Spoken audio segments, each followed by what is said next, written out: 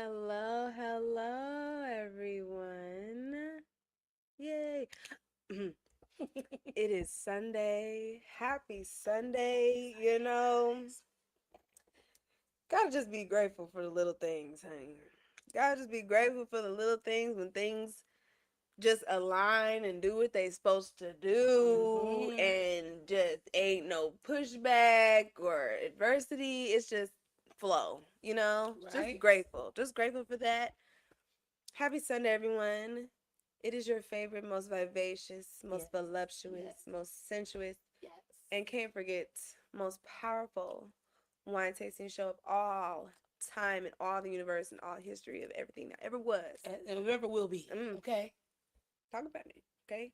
My name is Jasmine J, aka the Wine Goddess, I'm Kiki, the Countess of and Cabernet. together we are Wines Wines and and Chocolates, chocolates. where we love nothing more but to come hang out with y'all on Sunday evenings, give you some amazing treats that we have discovered. Sometimes you don't necessarily know how to try things. Sometimes you're a little scared. Sometimes you don't even know where to begin. This is why you come here Yes. and you hang out with us because whether it's Christopher Elbow or Popeye's Chicken or a Screaming Eagle or a little Bogle family, okay, Bogle Bogle. family, from Mm-hmm. California. Yes. We're gonna try it, because we're trisexuals. Okay, we try things. We're not afraid. It's just like, why not, right? And so with that, you can absolutely like, comment, subscribe if you want to support the show. You can join our wine club, get you some wine or some wine accessories. You Yes. can also join our Patreon where we talk a little bit more raw, a little Yeah. more, you know what I Yeah. mean, Yeah. a little less filtered Yeah. around here. And so yeah, those are the things of wines and chocolate. You guys are a part of the poor class. So everybody that has been a part of the poor class, POUR class, shout out to you guys. And all the newcomers, Yes. welcome, Yes. welcome, Thank you welcome. for popping your first bottle Oh, with yes, us. exactly. Uh-huh. Exactly. So, with that being said, I think we can go ahead and start with the wine. As we always Okay, do. shout out to MDL Wines and Spirits. Okay, they had a nice little sale, honey. I got 8 bottles and everything pretty much even that's about $10 a bottle. I was like, hey, you know, gotta appreciate a good deal in the Okay? name. We tell y'all all the time, man, it's out there. You know what I'm saying? It ain't gotta be expensive. And if Hmm. you are gonna spend a coin on it, get a deal. Okay? We are going to be having this amazing Bogle Family Vineyards Merlot. Okay, Merlot. and what I had discussed at the Cigars and Cabernet event this weekend is that the cousin, Who's the as cousin? my good countess, my good girl countess likes to say, the cousin of this here wine is bourbon. So if you're a Mm. bourbon drinker, honey, this is that Yeah. speakeasy. This is that Yeah. R&B. You know what I'm saying? Yeah. Like, this is gonna be kind of heavy. And this mug is 14.5%. Damn.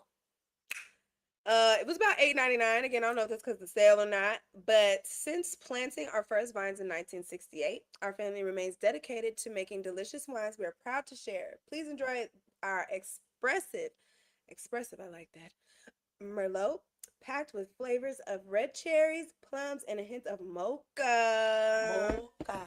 And just a little, you know what I'm saying? Because, again, shout out to wine enthusiasts. Yes, Okay, they gave them, 90 points. you know what I'm saying? Because, Show the people, show the oh, people. I'm sorry. Here we go. Yes. 90 points. 90, 90 90. points. So, for those out there who don't know, or those out there who like to pay attention to their credit score, 90 and above is basically 750. Basically, yes. Okay. That basically lets you know that this wine, we're gonna have an experience. We're gonna have a mouth feel. It's gonna be smelling different things. It's gonna be tasting different things. It's just going to be all around amazing. Okay, All the so things. certified green. Okay, so y'all know they don't be telling us nothing in the back of these labels, so we got to read everything on the label to make sure that the brand is up to par with the quality that we appreciate. So, with that being said, shout out to Lisa. Okay, she messaged Yes. us. Yeah, she messaged. She's like, "What time is the show? What are they y'all watching?" So, shout out to her. Thank you Yes, so hi, much. Miss Lisa. You, like I said, man, for those that watched us on Thursday, by the way, make sure that you're watching us on Tuesdays and Thursdays Mm-hmm. for just the sip because we want to see you more than once a week. You know what I'm Yeah. saying?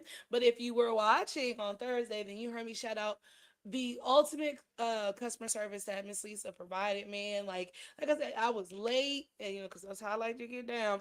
But I was there maybe 30 minutes before they closed or what have you. And I'm not really expecting much. Just expecting to go in there, maybe look at the case, da da da da. But no, from the curtains, hi. And she Love it. stuck her hand out, shook my hand, introduced herself, and then just proceeded to tell me all about the business and how long they've been doing it. And they use all local spirits, which is what I like. So they use Union Horse, they use J. Rieger, they use all anybody that knows how to sip in the town, the distilleries that they're using. So I, for one, cannot wait. Yes. Very speaking of like decadent, so are like all of the ingredients that are getting used with the liquor infusion. So we've been again. We're gonna be nice and juiced up. We gonna be, and then I love how you said that the cousin is bourbon. Yes, because we're gonna be doing probably whiskey and bourbon infused chocolates. yes. So they're gonna go very well. Shall we show them? We shall. Show them this lovely, and it's yellow. To, which a colorblind. Coincidence. Okay, canary. On top of that, It's yellow. Okay, it's a tree. Which one you wanna? I just thought that was funny. Okay. All right, we gonna get to y'all here in a minute. My bad. Shit, it's okay. So this is Bootleg Bourbon Balls, located in the Riverside part of North Kansas City. So please make sure you do check out Miss Lisa. And for the month of August, if you go to Bootleg Bourbon Balls,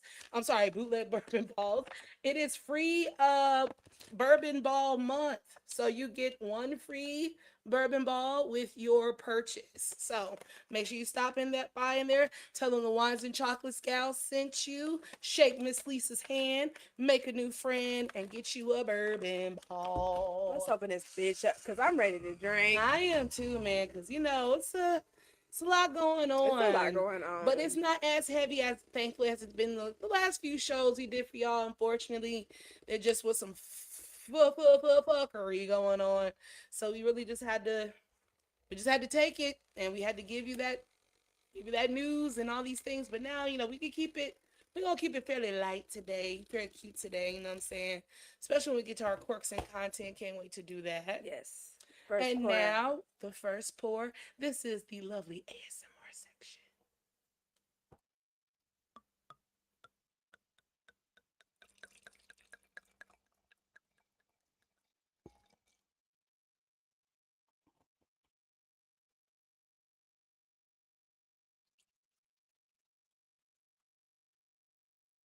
I don't know why I poured it. I felt like I was pouring bourbon. I really did. Because the first thing I was gonna remark on is this color. Mm-hmm. This is like you can actually see through it a little bit. Cheers to, what is this? Mrs. Salt Pickle? Mrs. Salted Pickle. Mr. Salted Pickle. Sorry. Hope you come in peace. Cheers. Welcome to the show. Thank you, KO. What's your name? That is a name in, I think, Russian. Okay, come on, Russia. But shouts out to Russia, cheers. I guess. Cheers to everyone watching, all our subscribers. Okay, we appreciate you. Like, comment, subscribe, all the things. It smells like bourbon. My God. It is just straight up like, I don't even know, like leather. I smell a little mocha. Tobacco. Ooh, I didn't even get a chance to like really swirl it. Like red clay, the rich dirt. And I love what you said about the color because it's giving like a reddish brown. Yeah, like you could actually kind of see through this a little bit. This is a it's kind of a translucent one a little bit. It's like it has a gradient, if you will. It's like it's going from a light to a dark, depending on how the light is hitting your glass. Ooh, I wish you guys can be here with us and see this in person, or maybe go get your own, you will be able to see. Okay. It says right here, aged in American oak. You can tell. Yeah. You can tell as soon as, because it's just like, you just smell this. I don't even know what to say. Well, it says black cherry. Okay. Sassafras. Oak. There we go. Sweet anise and pipe tobacco. And the tobacco, I should say. And then on the palate says ripe red and dark fruits, juicy plum and summer cherry, complemented by hints of cocoa and baking spices. The finish is soft, smooth, and velvety with balanced earthy and herbaceous tones. I love that word, herbaceous. That is nice. That is nice. The legs, oh, I done already swirled, but the legs are plenty. Oh yeah. I like her legs. This is not cheapening out on the legs at all. There's all types of legs in here. Again, touch all the oak. I can smell. It's like it's like a cigar lounge. Yes. Yes. This is a cigar lounge. Very much. It is from California, yay. Okay. So okay, come on now. Friends said I used to make wine in California. Okay. Okay. So you know a little something. Thanks for watching this show. When it's aged in new oak, it will give off more leather and earth tones. That's right, friend. Come on, I love this. Thank you, Salty. We Thank you appreciate so that. much. I love that. Thank you for engaging and teaching the people, because this is a this is a educational show. And then also I did forget to mention, because like Miss Lisa, some of you might be new to the podcast. You don't really know us. You don't know what we do. So allow me to reintroduce ourselves. We are the Wines and Chocolate Show. We are a wine edutainment show. We are here to share, care, and we do each other's hair, okay? But most importantly, we're here to be with you guys, to be in community through chocolates, through wine, through news, through opinions, through commentary. We also want to see your lovely shining faces in person, doing our in-person wine tastings, coming to our events, inviting us to your events if you want us to. Okay. So Wines and Chocolates is just should be your first stop, should become your home, and then we should become your beacon. Tell your friends about us. Tell them about us. Cheers. Cheers to all of you. Happy Sunday. Oh, love a good Sunday and red wine, and just start the week off just like, bitch, yes. I want some barbecue with this. Oh, yes. Absolutely. Something heavy, real heavy. I need some like roast beef. I need one of those, like the double-decker sandwich. Like a juicy cheeseburger, yes, or a nice, just super greasy, cheesy pizza. Ooh, Lord, yeah. Let's cheers to that. Let's go. Let's take the first sip, friend.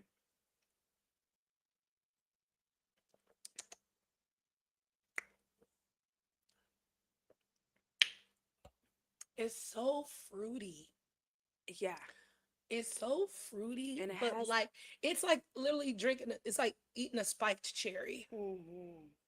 It's like somebody took a jar of cherries and just let them ferment in some bourbon. Yep. Oh my God. It's very good. It's very smooth, as they said. Ooh. It's not a super dry. No, it's got the tannin at the very end, and my belly is warm. I mean, sometimes you feel it, the burn in the throat. Sometimes feeling the chest. It's went straight to my belly. My belly is so warm. Try late harvest wine. It's great with chocolate or cheese. We will do that. Okay, do us a favor, Salted, because I like the cut of your jib. Make sure that you email us. That's it, please. Because our website is up. Officially. Let's go ahead and pull it up, babe. Pull it up and show the people. Our website is up. So you can go to our website and contact us directly through our email. There will be a link to the Wines and Chocolate Show at gmail.com. Please make sure, just like Mr. Salted Pickle did, if you have any suggestions, if you want us to try anything, drink anything, XYZ, make sure that you email us these things so we can keep a record, so we can do it for you, okay? Let me see. I think you texted to me. Oh, you don't know the... well, it's the winesandchocolateshow.com, but it's Netlafly. Oh, okay, you know it better. Netlafly.app. So again, that's the Wines and Chocolates Show.netlafly.app. NETLIFY. NETLI. Netlafly, yeah. NETLIFY. .net. .app. Oh, .app. Okay. Let's pull it up. Oh, it's so pretty. And you know, I used a lot of water to make this guy. This was great. Me and Claude had a whole conversation, and we got it Got going. together. Okay, so shout out to when AI works correctly. Okay. That is us. You Of can read about course. us, and this is where you can come and watch the latest as we'll update them. And of course, it takes you to where you are now on YouTube. Yes. But right there where it says get in touch, you're gonna click right there where it says get in touch. It's gonna send you to your mailer app. And you'll enter your email and Mm-hmm. it'll send us. We'll just do the wines and chocolate show. We'll do that. Wines and chocolate show at gmail.com. And I don't know if you guys can see this. You might not be able to. But no, let's see, we're not doing all that. Okay. But either way, you're going to be able to get in touch with us when you click that and enter your email, and it'll come directly to us. Thank you, Mr. Salty Pickle. Thank you. We are very excited to try your Yes. lovely suggestion. We encourage all suggestions. We don't care how crazy they sound. We love to try things. Okay. Don't be recommending no bullshit. No, we're not gonna do that. We not no we don't even play like that. We ain't no IRL streamers. No. We not trying Real to do suggestions. Yes, real suggestions. Real if you wouldn't eat it, if you wouldn't serve it to your dog, we're not doing it. Do not. We ain't even gonna open it up. We not. But other than that, I'm excited. Cheers. Well, after the first sip, we'd like to discuss the social streets because there's quite a bit going on. Then we'll get to our first treat. First thing we need to talk about. So I really just want to get this out the way. Yeah, let's go. Drake. I didn't know you was gonna start with that. No, I want to get this one out the way because I don't know what's going on. You know, I feel that this is like a rebrand situation. Like, you know, after the battle and all the things, and you know, basically being accused of inappropriate behavior and not really caring about the type of women, like the sort of women that he entertains aren't necessarily women that the culture, you know, considers to be real women type of things. Because they confuse themselves with real. And so he got on Stake and did a stream the other day. And this is coming after he has like gone on this other parade of just like giving people $50,000 out of nowhere. And Not God's Plan Part 2. basically, that's how it feels. That's really how it feels. It's guys like, let's try it again. Let's retry God's plan. Let's reheat You my know, nachos. You know what I'm saying? And you know, it's kind of like I am happy for the women who get all of the Birkins and the houses and the thousands. But I'm also just kind of like, I don't know what you want from us seeing this. Like, I don't know, other than, you know, just sheer happiness for these young ladies. I'm sure there's some other people who are probably hating and mad and, you know, bitch, fuck you. Where my Birkin at? Because that's really the type of stuff that happens when you do stuff like this, is people be like, well, where my shit? You know? Why did I didn't get picked? You know? And that's what it's just giving. It's just giving, ooh, I picked you and you're part of Drake's fan club or something like that. I don't know. And maybe that's what you want to do. It's fine. It's just very cringy to me. I don't know. I just don't. It just doesn't feel genuine. And I hate when people say stuff like that. So I'm really my own self, because there is no real way to tell if someone's being genuine or not. You either got to accept what they're giving you or just leave them the fuck alone. And I should probably just leave Drake the fuck alone. But it's just all over my feed. And I just saw it, and I saw him barking at somebody because he asked him to bark. I saw, you know, this one young lady, she received a Birkin, and she just thought that basically she fulfilled her purpose on this earth. Okay? Because, bitch, she got a Birkin. Oh, man. And I'm really getting tired of Birkin. We're going to get to that here in a second also. But it's just very cringy and just, I don't know what you want from us, sir. Like, I saw one of my good guys, like, I love the Jam podcast. Like, these guys are so fucking cool. Yeah. I forget all their names, but I want to say this one guy's name is Why? Why? Okay. Mhm. He was like, bro, you doing this on top of still trying to pick a little fight with Kendrick? Nigga, just stop. And that's kind of what it is for me. Again, I don't really care about this, but if it's on the heels of some bullshit you about to start with Kendrick again, nigga, I please take me out the group chat. Take me out the group chat. I cannot go through this again. I just can't. So yeah. Anyway, he on the stream. Go ahead, girl. Cause I know. That's why I said we're gonna do this food first. Cause we ain't spending no 45 hours on Drake bullshit today. We just not. Okay? The fuck? What type of bullshit are you on? All of it.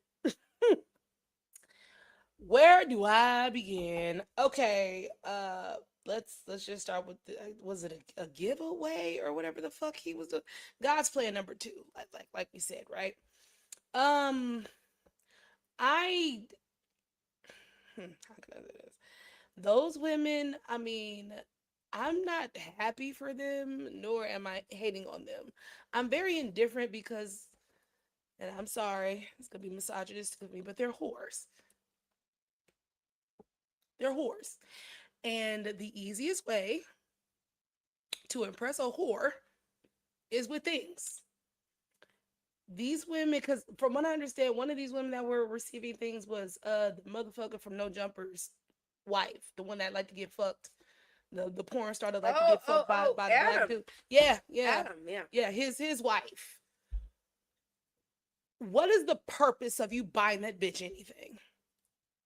What's the purpose? And then let's also address the title of this little shindig that he had. Strong women, stronger drinks.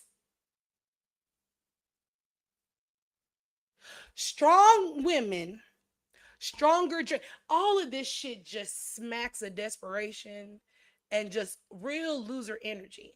And I'm gonna vehemently disagree with you about genuineness. You absolutely can fucking tell. You know how you could tell? By a person's actions, continual actions. You could tell by how a person handles certain situations. You could tell by the fights that a person picks or doesn't pick. You could tell a lot by this. You could tell about a lot by the type of gifts, how the gifts are given, and who the fucking gifts are given to. This ain't no genuine nigga. This is, as we've said, been discussed ad nauseum. Exactly. And I'm saying this because this is the language that they understand, because this is the world that they like to keep themselves in. When you depend on trying to be on the right side of misogyny to pay your bills, you are subject to whatever the fuck these niggas say to you. You're subject to whatever these fuck niggas do to you. Do I think it's fair? No. But did you put yourself in that situation? Yes, you did. I'm all about accountability. The accountability that y'all claim women don't like to take, or other women don't. Yeah, we do. We call this goofy shit out all day long. But what happens is, because there is a man at the center of this, or at the top of this is excused. So we can't sit up here. So you guys will like to sit up here and live in a little cognitive dissonance about hoes, but being the tricks. All for this nigga to come out and be like, I don't like the term tricking, because it just implies that you're doing something for something.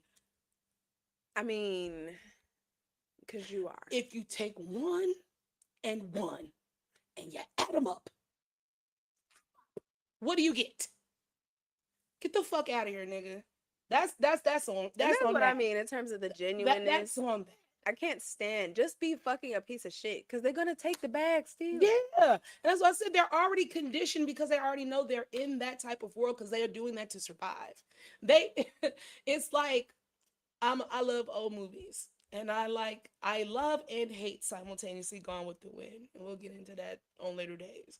But there's a scene in there. Now this is after the Civil War.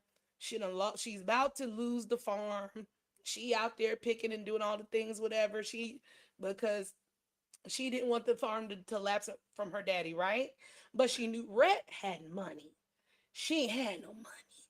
So she faked it till she made it, honey. She went and took the drapes off and made well, she ain't make shit. Mammy made her a big ass, beautiful dress, and she put her hair up and she went down there all southern and sweet. And he was falling for her at first.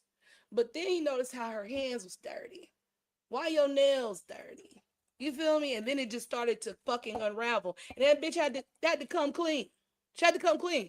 And what the coldest shit, while he talking all this shit, and she's like, well, you can say whatever you want, but give me the money. That's where a lot of you bitches are.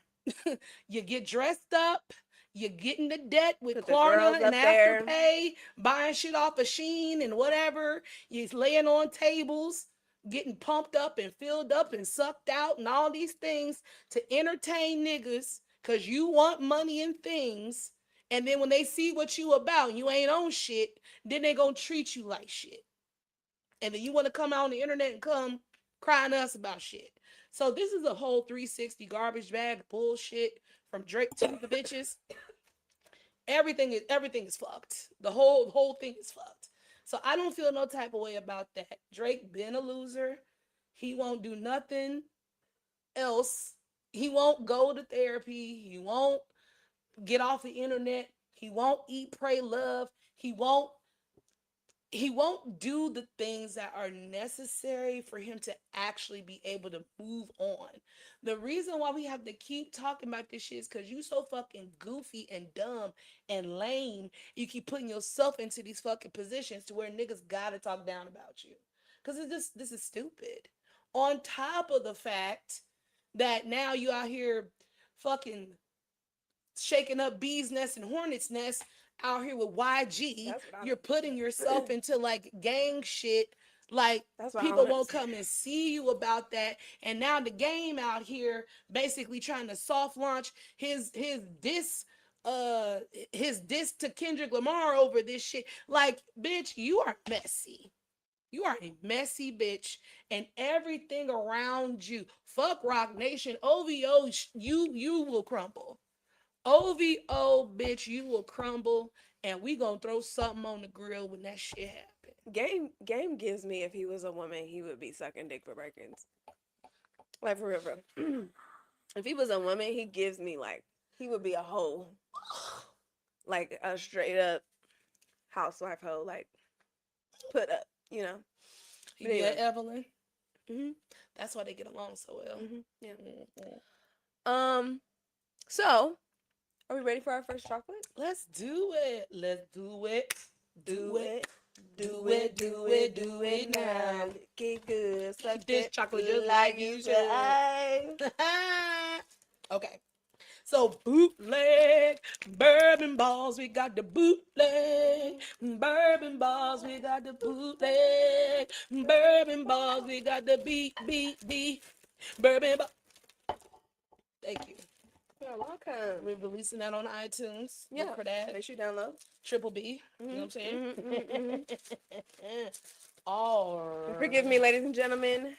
We had an amazing cigars and Cabernet event on Friday. I somehow caught some sort of a cough. So I might have to step out every now and then to just get my life together. Some sort of a coup.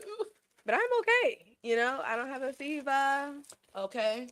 I'm not, I'm really not aches and pain. It's just more my nose is running. Okay. And a little cough. But I'm still going to drink, okay? And we still going to. Okay, because that's how you get over it. Mm-hmm. That's I heard. Kept me from getting cold. These are very cute. Oh, they're notoriously naughty chocolates. Okay. By the way. Love that. No, naughty. Handcrafted in Kansas City. Okay. And we love a legend. Love a legend. We love a legend. Love it. Do you know the legend of the legend of the legend of? Do you know the legend of? Okay, I don't know. He lives on Legend Lane. That ain't it. But we'll come with it. So tonight, we just gonna live things up. Throw the chocolate in the sky. Set this party. Nope. That is Hotsy Totsy. Hotsy Totsy. So Hotsy Totsy is, I'm going to take you back, friend. Cinnamon whiskey. Hey.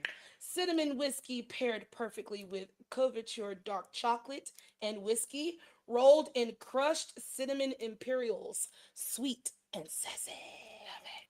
Show 'em, show 'em, show 'em. Love it. Love it. Oh, titty about to come out. Okay. Sorry. You need to put something on up under Okay. that. Okay, next we got Blind Pig. Yes, it's Blind Pig. Blind pig, blind pig. So Blind Pig is a couverture semi-sweet chocolate and bourbon combined with whiskey, rolled in toasted pecans and center cut bacon pieces. Just give me a pecan pie or something. With bacon. Pecan pie with bacon. Says that one is decadent. Up next, we have this one here is the Molly Pitcher Club Mojito. Pop the Molly, I'm sweating. Woo! Okay. This is couverture white chocolate and toasted pecans with agave spirit, fresh mint, and lime juice. This is going to be interesting. Rolled in powdered sugar. Said summer has arrived, and this refreshing citrus ball will put you in the right spirit. Up next, we got, let's see, Dame's Dish. Dame's Dish is a, oh no, ooh, you know that's a nigga we ain't talked about. Girl, we don't need Teeth to. tumbling out your mouth. Anywho, Dame's Dish is a couverture dark chocolate featuring a whiskey-soaked maraschino cherry, rolled in sugar and finished with red luster dust. What is luster dust? Right. An irresistible temptation to guys and dolls alike. And last but not least, I feel this is very appropriate. It's called Guilty Pleasure. This is also couverture bittersweet chocolate blended with bourbon, rolled in toasted pecans. Guilty, perhaps. Pure pleasure, yes. Sounds like it. And then they also have Ben's Best, Flapper's Delight. I almost got Hooch. I should have got that one. Because that one says bittersweet chocolate with bourbon rolled in caramelized pecan crunch with brown sugar, maple syrup, butter, and cayenne. Oh yeah, that sounds good. Damn, that would have been good with this. But as you can see, there's about a dozen. There are seasonal bourbon balls, so you know they're not just gonna be the same balls every time. It ain't like marriage. It's gonna be different balls every time. New balls. Get balls. New balls every time. What would you like to start with, my dear? Let's go with the white one. Yeah, let's get this curve ball out the way. Child, I'm so sorry. and it's not you. I think it's me because I feel the air. It's got to be the wine, dude. Yeah, because it's 14.5 all the way live. You want to cut that? Ain't no job. Yeah. Or do you want me to cut it? Oh, did we show it out the box? Oh, not out the box, no. Yes. Before we get to it, this what it look like out the pack. Look like a little powdered donut. It really like what do you call it? Donut hole. Yeah, definitely. Feels nice and soft. Looks nice and soft. Okay. Alrighty. Ching ting. It's so soft. Yum. Oh, look at the middle. Look. This smells like ball, like a cookie. I was gonna say cookie though. That's what it's giving me.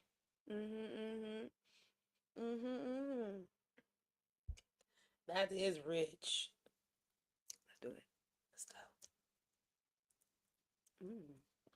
Whoa. Whoa. Whoa. Whoa. A lot going on. Wow. Okay. So, right off the top, That lime. and a little bit of lavender. Yeah. A little bit of lavender. Yeah. It's such fresh mint. That's probably what we also tasting too. I do taste the mint at the very end. What the hell? And pray tell what this tastes like with the wine. Let's try. I'm literally eating a mojito. Ooh, I made it spicy. Got a nice spicy kick with that. Almost like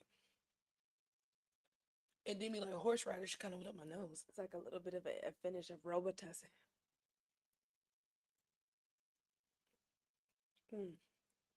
Mm-hmm. I like that. Bourbon ball. Hey.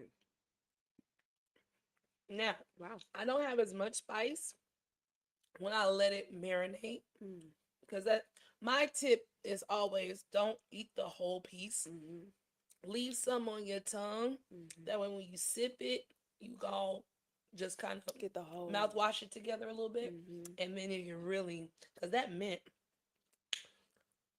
Am I also getting a little coconut?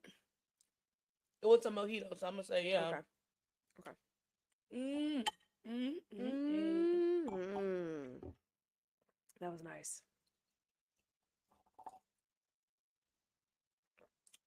When I Carolina said this mug Brown. is drinking so easily, That's dangerous. it's drinking so easily, it's just going right downtown.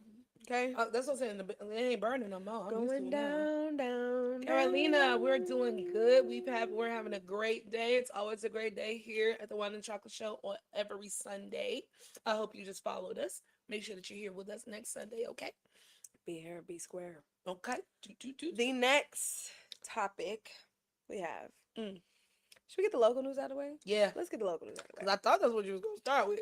No, I had to get Drake out of the way, bitch. I was like, okay. So, in local news, if you're ever here in Kansas City, I woke up this morning and I'm like, oh my God, what is going on? Facebook was on fire. It was on fire. And so in Kansas City, we have an event it's been around for a couple years now. It's called Lemon Drop Event. Shout out to Tez Carter.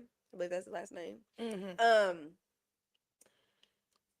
He threw an event, and basically there was a young lady who was turned away at the door, and she made a video, kind of just going through her complaints and what she felt like first of all, she bought a dress for the specific event, the Lemon Drop event. Now, little backstory: basically, with this Lemon Drop event, you have to come in 3 colors: yellow, green, or white. I believe is what it was. First She of all, had on the yellow, green, and white outfit, but it was like a print, like it wasn't solid color. Mm-hmm. It had Very lemons cute. on it. It was called a lemon drop. It was very cute. And I love the shoes. I love just everything shit, about it. The whole just, shit was hair cute. was done. She was laid. Bitch, Fried, makeup was dyed. done. She didn't look like she just Okay. coming off the street somewhere. She's like, nah, bitch, I literally got ready for this specific one. So apparently she was turned away at the door because of the print, or maybe what colors were in the print. They said because it was outlined in black. Ah, okay. Her print was so outlined in the fact black. that there was black at all, basically, I'm gonna assume. Now where the problem kind of starts to happen is not necessarily that someone had a rule for this particular event and then this person didn't abide by it. What the problem ended up being is that once videos from the event began to surface, you start seeing other niggas in there with blue on, with green on, with prints on, all types of. It was just kind of like, stripes. What the hell? What did she do wrong? And so for me, I really feel like saying that the event is a scam is a little extra. I feel like your feelings were hurt, so I'm going to give you that. I'm going to give you, the fact that you had paid your money, you spent money to get ready and all the things, so it does feel like you were scammed. But I don't think you were scammed. I think what happened was the event, and there's a lot of people at this event, okay? I think it has just gotten to a point where it is so big now that little things like this can fall through the crack, and colors are subjective. People are colorblind. Somebody might think something is a canary yellow, it's a cream. And that's, at the end of the day, I just feel it's very, very, very, very, very, very, very, very, very, very, very, very petty. That's just me. I get it, the rules and all the things, but if it's close enough, I think that being turned away at the door is a little over the top. Especially when you consider, like, again, if you from Kansas City, like, it was out the Legends, wasn't it? Yes. Well, that ain't close. Was it? It's either the one in Leawood or the one in Legends, but I don't know. Either way, for most people, that's a fucking drive.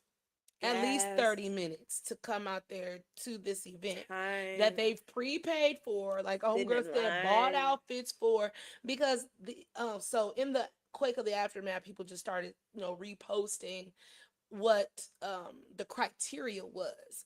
And it didn't say solid colors, to my knowledge. It didn't say you couldn't wear prints. It just said you have to wear one of these three colors. It didn't say you had to solidly only wear this color. On top of the fact that when the outfit is a majority of the color, You because need there's to a eat print that. involved, You need to eat like that. like let's what the fuck, Like we talking bro? about money here. We talking about time and all the things like Ultimately, what this also breeds to me, because again, like you were saying, like this might just be too big congratulations, yes. first of all, for even putting on these type of events and Yes. being able to put on something at this Yes. scale for this many years we've been doing it. Yes. But it's time to pass the torch, because now we're letting our Or friends, delegate. yeah, because now we're letting our friends make decisions, and now it's who knows who and all this stuff. Because if it's going to be fair, it's got to be fair. You know what I mean?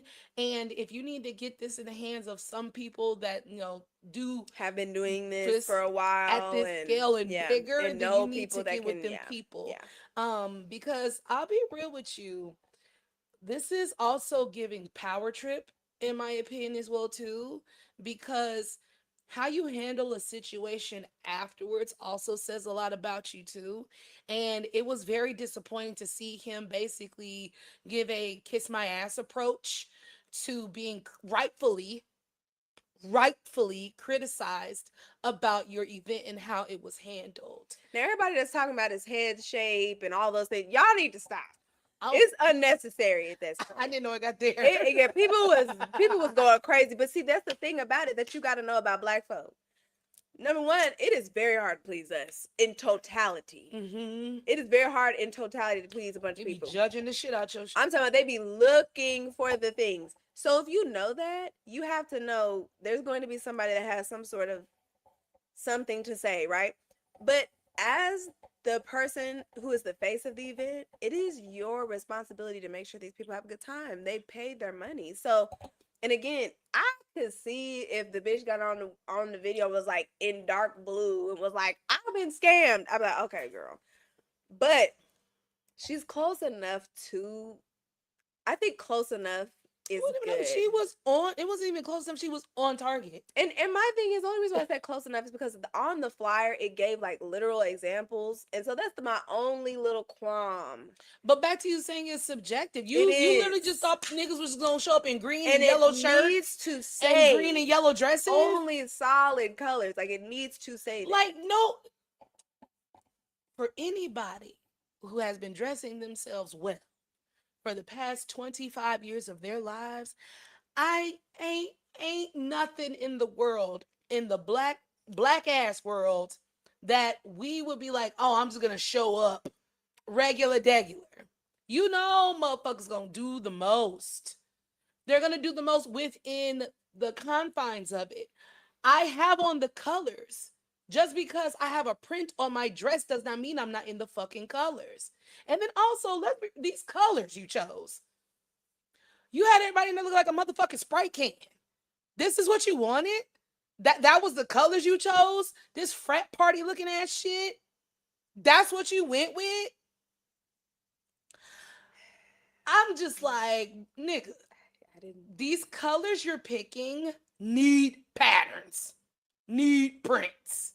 You thought niggas was just gonna come in there canary head to toe, shamrock head to toe, mint head to toe, citrine head to toe, peeps yellow head to toe. You really thought that's what it was gonna give? And then if you think about it, think about how that fuck that would look in pictures. Are we at church? Are we on a mission? Easter Sunday. Exactly. Like we're all in monochrome. Boo! Nigga, that ain't even fashionable. Them pictures would have been shit.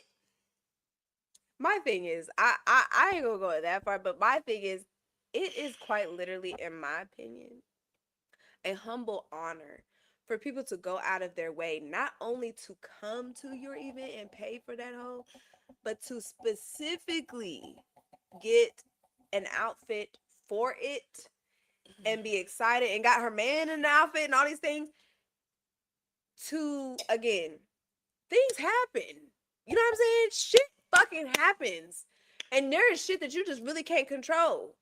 But how you respond to it is really the telltale of how things should be able to go forward. Mm-hmm.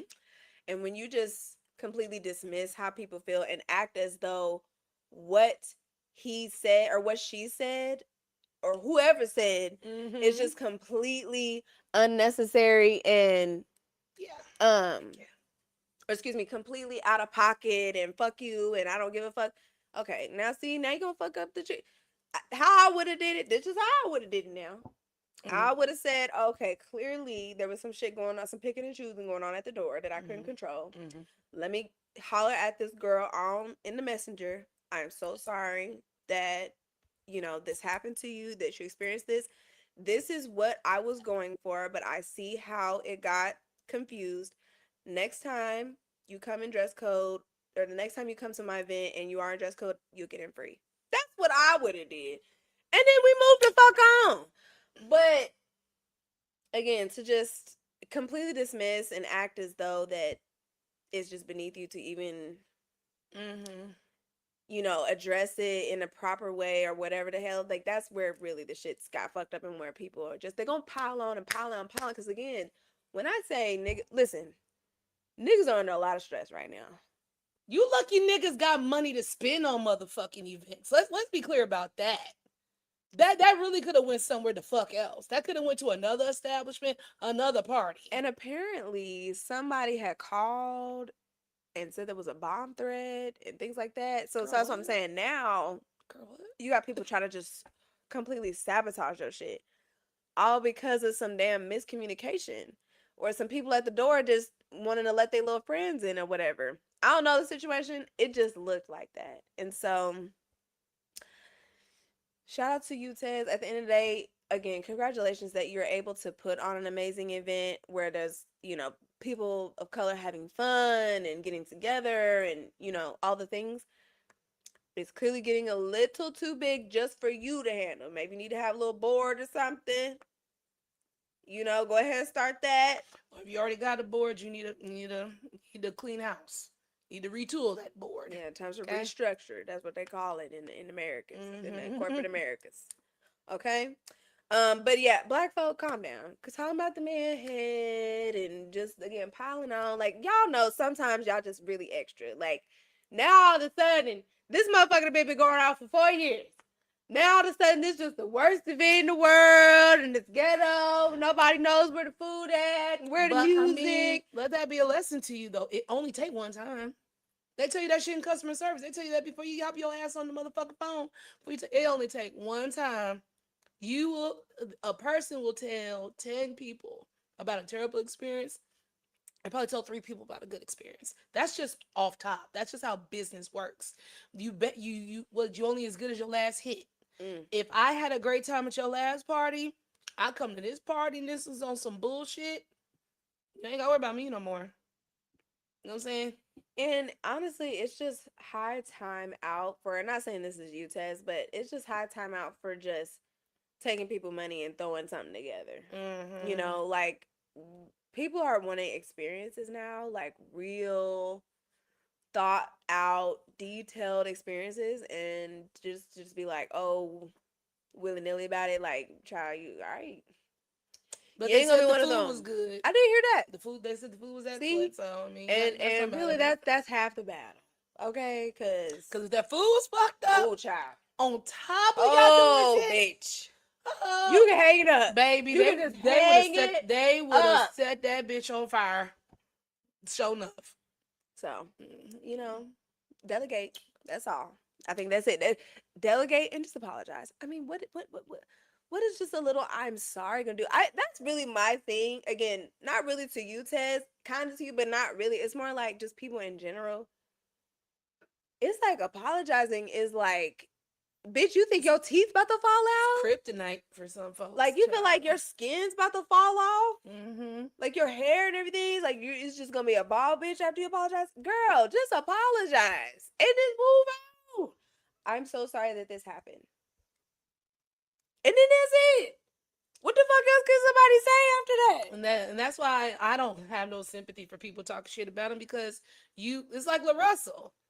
It's the same shit we said to LaRussell, bro. If this is your response to being criticized, fuck you then. Yeah, fuck you in your weird shaped ass head. Fuck you into this, that, and your stroke ain't stroking either, nigga. All these things. The people, you gave them the ammunition to disrespect you because you disrespected first. You violated, then disrespected, nigga. You two out of three. The last strike. Okay? So Just try better next time. everybody. Next one. Let's do the blind pig. This one? It's the one that got the sticker on it. Yeah. I want to see what this bacon talking about. Okay. Big bacon. Big bacon. Again, this is a semi-sweet chocolate and bourbon combined with whiskey, rolled in toasted pecans and center cut bacon pieces. Now, Miss Lisa, if you are still here watching the show, if you would let us know exactly what is the center. Oh, clean that off. What is the center of these balls made out of? Is it cookie dough? What is it? Because it's not flat out chocolate, is it? It's too soft. It's very cake-like. It is like, it's even, I don't know. It's more cookie dough like to me. Is it? It's kind of like, I don't know, soft. I don't know. Oh. God bless you. Thank you. Oh, the chocolate. The with pecan smells so good. Oh, it's very like, It's like a it's so nutty and warm. It's like a brownie is in here. Yeah. Oh, let's do it.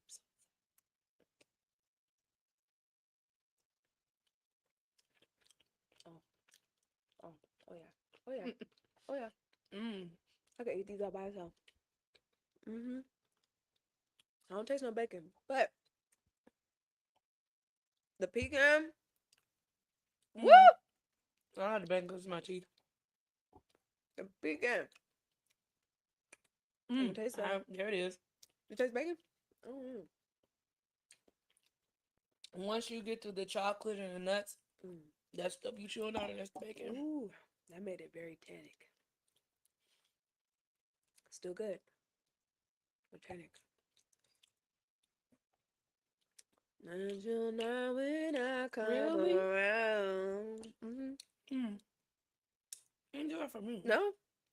Very for me. But you all know, everybody's taste buds are different. Okay, so what could happen for you? Maybe different for me. Maybe the same for Countess. We never know until you try. That's why it's important. I feel like texture changed. It got real ribbony. It got real velvety.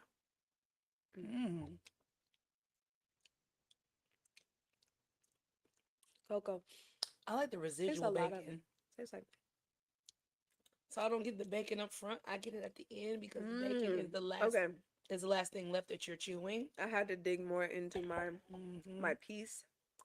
I got a little bacon now. It doesn't really stand out, but I can feel the chewiness. Let me go turn on this light. I'm sick of these hoes.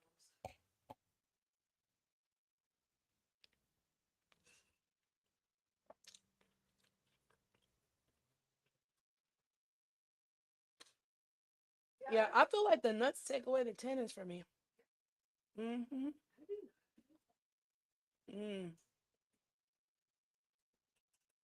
But the saltiness of this bacon agrees with the wine.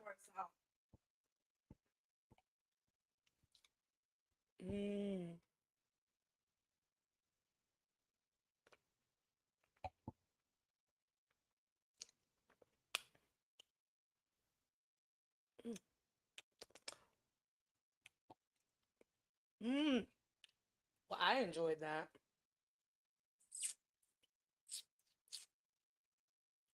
I feel y'all would. I wonder if you could order it with extra bacon.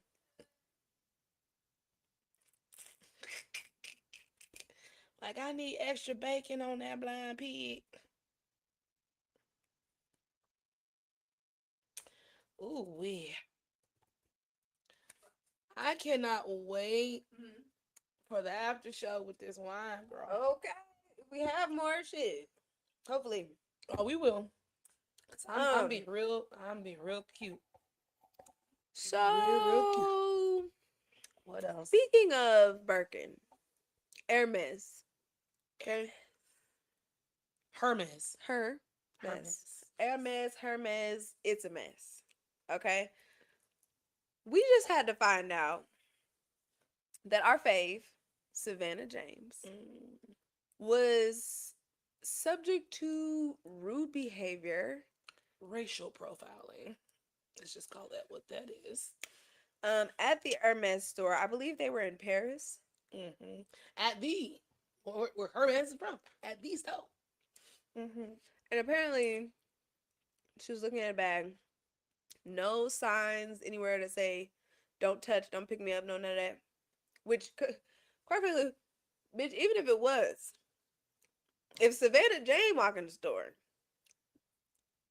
there shouldn't be nothing that she can't touch or see, bitch, because something's getting bought in here. Okay? Mm-hmm. But for whatever reason, one of the associates at the store told her to put back whatever she was looking at. Again, no signs anywhere. Luckily, she had an amazing friend. I was like, this is Countess. Countess would have did the same thing. An amazing friend that basically was like, oh, bitch, we about to have your name and number. And I believe that person was fired, as they should have been. Yes. Apparently, they dealt with a similar situation at Coco Chanel.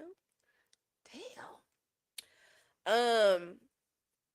And it's just unfortunate as number one, a black person, but in a black person of means. Yeah.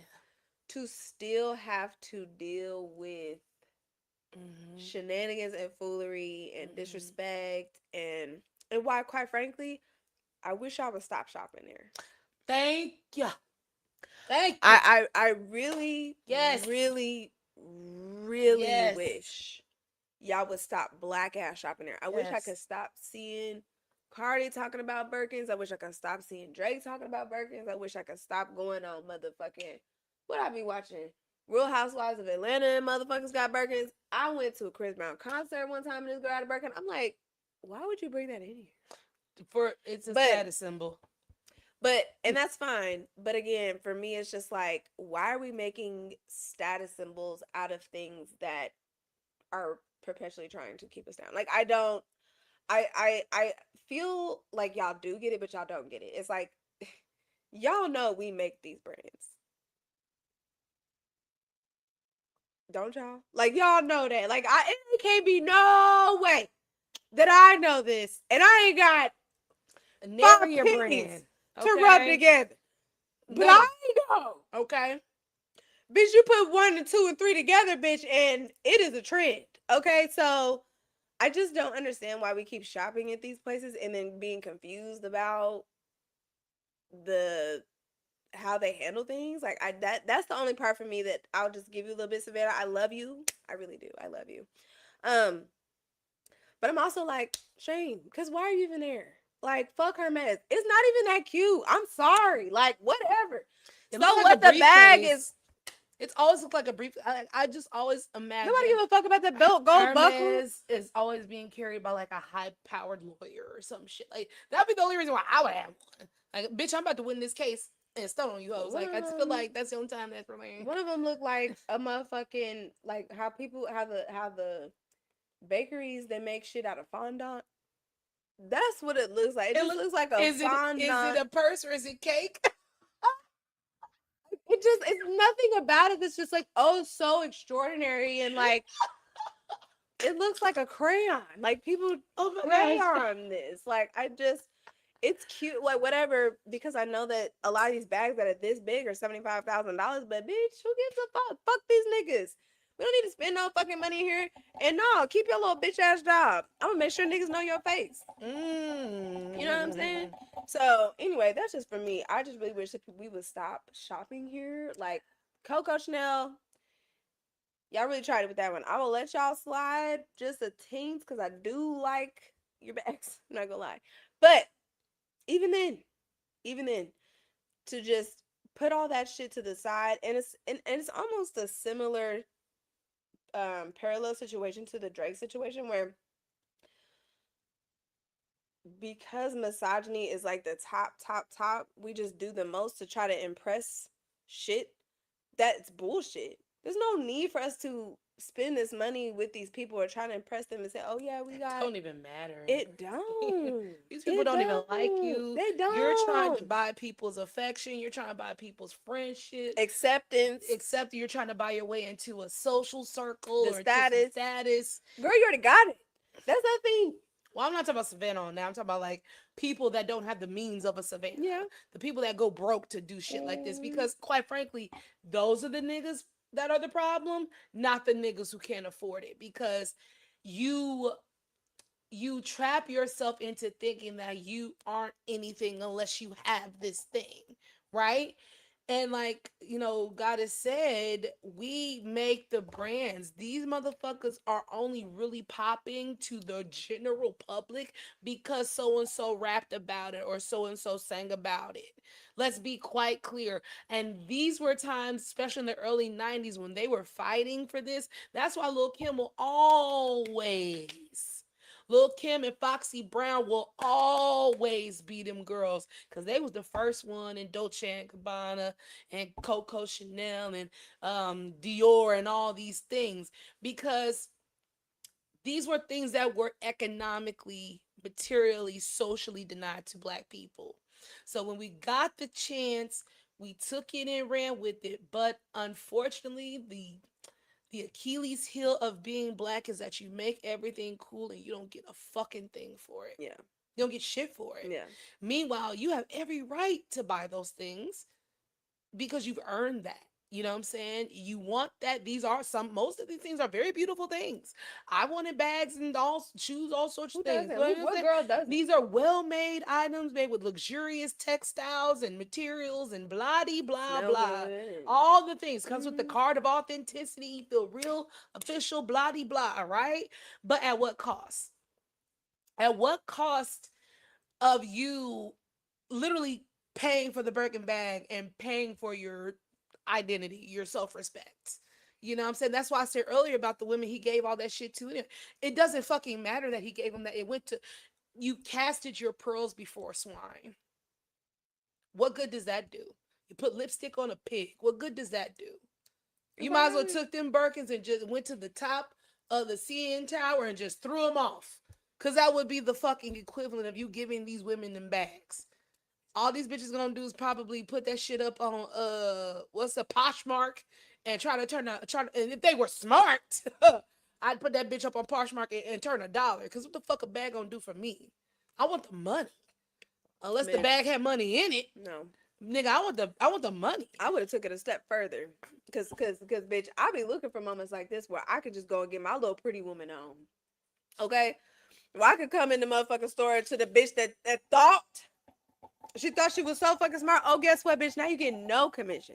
You about to get a little piece of commission. She's a but big now, mistake. Big mistake. Okay, like that would have been my walk with God. Okay, because that's that right there. Like I'm looking for that time. I'm looking for the go ahead and humble a hoe. Yeah, you know what I'm saying? Like, okay, it's cool. Go ahead and keep your little job. But guess what? No money. No money. Hello. So, none. But back to my last point I want to make about this is I really want to piggyback off the stop giving these motherfuckers money. I don't know why my algorithm these past couple weeks have decided to start sending me African fashion, but thank you. When I tell you they are eating shit up right now. Fuck Dior. Fuck all these fashion houses. Bitch, what you need to do, shout out to a creator named Aston M. Astonem.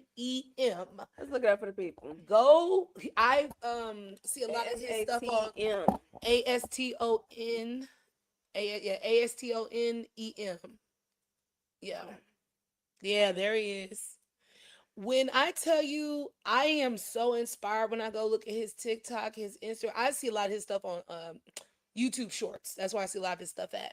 But he's always putting on for all the Black fashion designers, for the houses, for the models, all the things. All his shorts are great. Okay, because yes. Look at that. Yes. Look at that. Absolutely. He lets you know who the girls are. Absolutely. He lets you know who the boys are. He lets you know who the him, Absolutely. thems, and she's and theys are. Okay? You can learn so much. Look at this. Look at this. Chanel ain't doing no shit like this. No. Dior ain't doing no shit like this. No.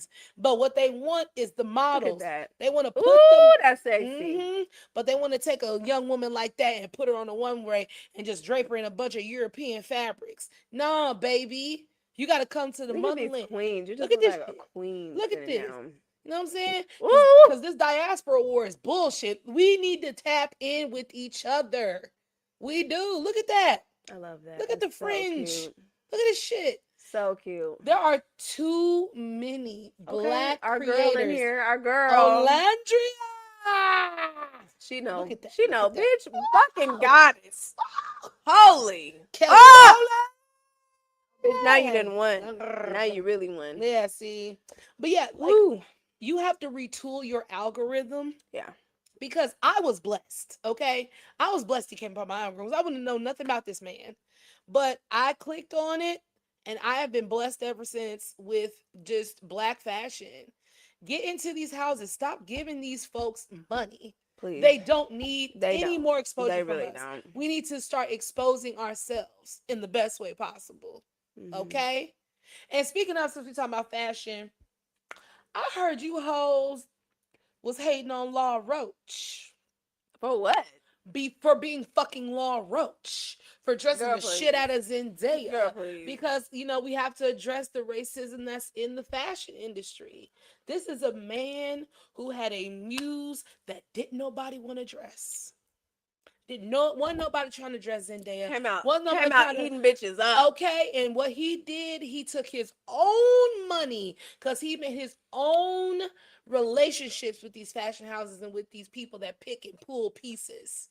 And he had his own collection of vintage stuff. And he twirled that girl so tough that they, please, can we work with it? Please. Because we are the ones. We are the ones every single fucking time.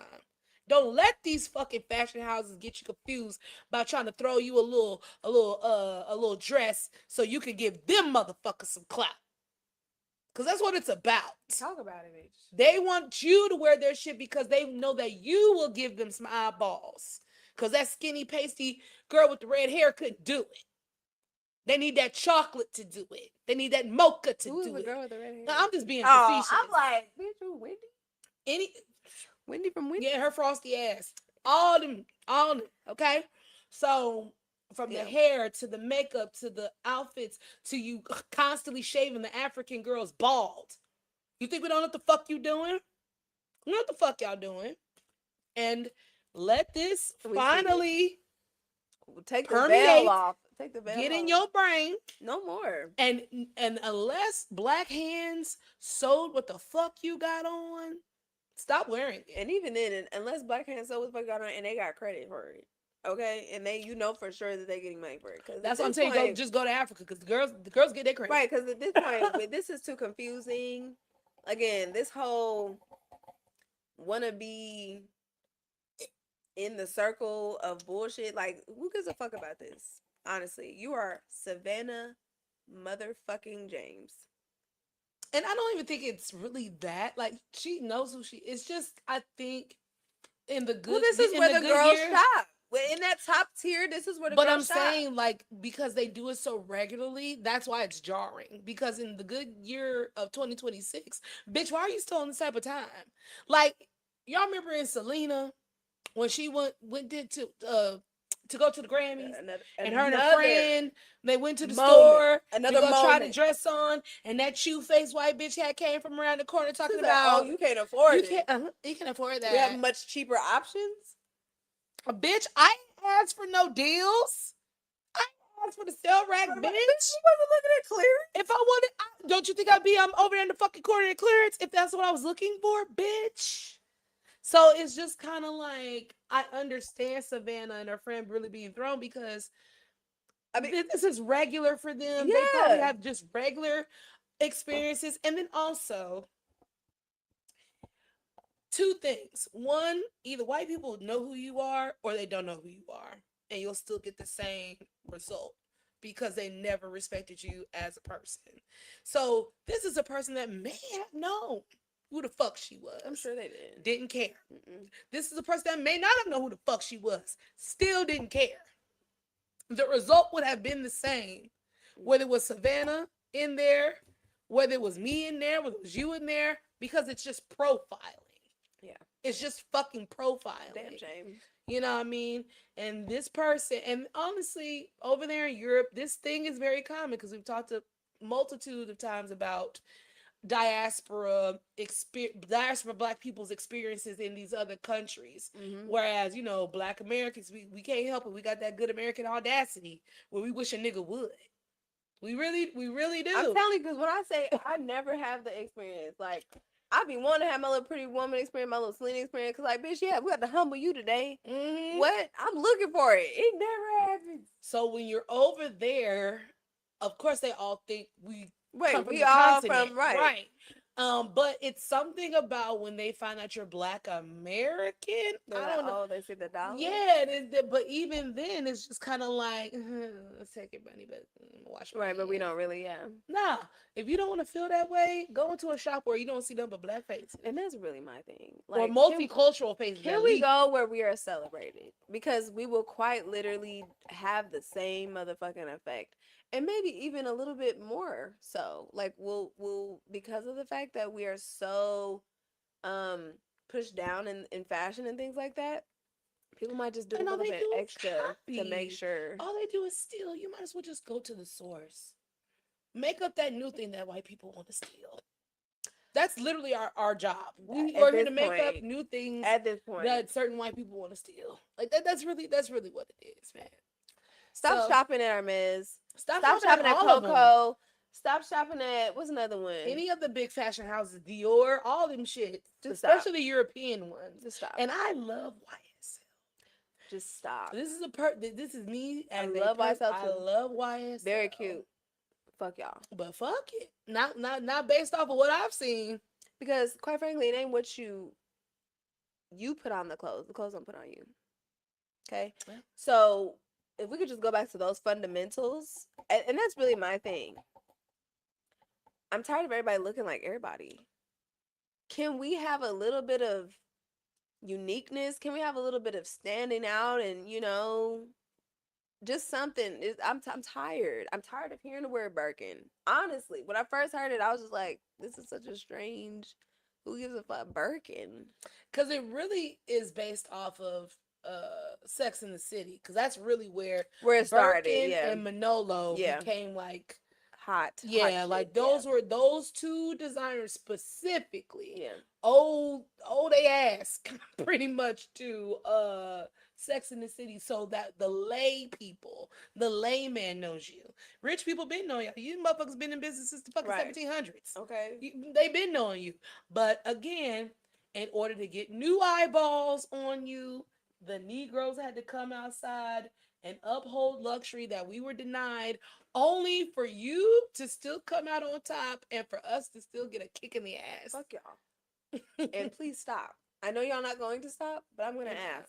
Yeah, please. There's a lot of Floyd Mayweathers out there. They ain't going to stop. Right. There's too many, of these, what did you call them, earliers, that just want them. And it's so easy to just impress a bitch with that. And it's just like, I mean, girl, like, what else can you do with this bag besides hold it? Sell it, like I told your stupid ass to do. I mean, but even outside of that, okay, hold it and sell it. And then what? $75,000 just sitting there. Like, girl, anyway. Well, if the bitch was smart, the $75,000 would go somewhere else to make some more money. But again, look who he's giving the bags to. Anyways, next on the docket. Oh, what's our next? If we have any? What's our next? Because we got 3 more to get. Okay. No. So what's our next chocolate? That's why. No, you're right. I just wanted to see what else is up here. Oh yeah, we got some shit. Okay. Because this shit is... All right. I think I want to do this one because this one looks so good. I feel like that is the Dame's dish. Hey, Dash. Please stop. I'm sorry. Okay, Coverture, because if you say it, I'm going to have to talk about this thing. So, Coverture Dark Chocolate featuring a It's dark. whiskey-soaked maraschino cherry, rolled in sugar, and finished with Ooh, red luster I dust. said not whiskey now. Mm-hmm. Holy, Ooh, that's so pretty. it is pretty.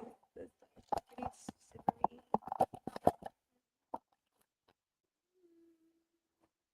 All right, jag tänker gå sätta in det kortet för the people.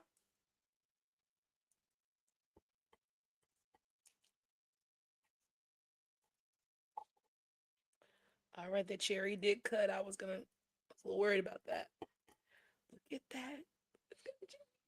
Ooh, Cherry inside. smells like brownies. I love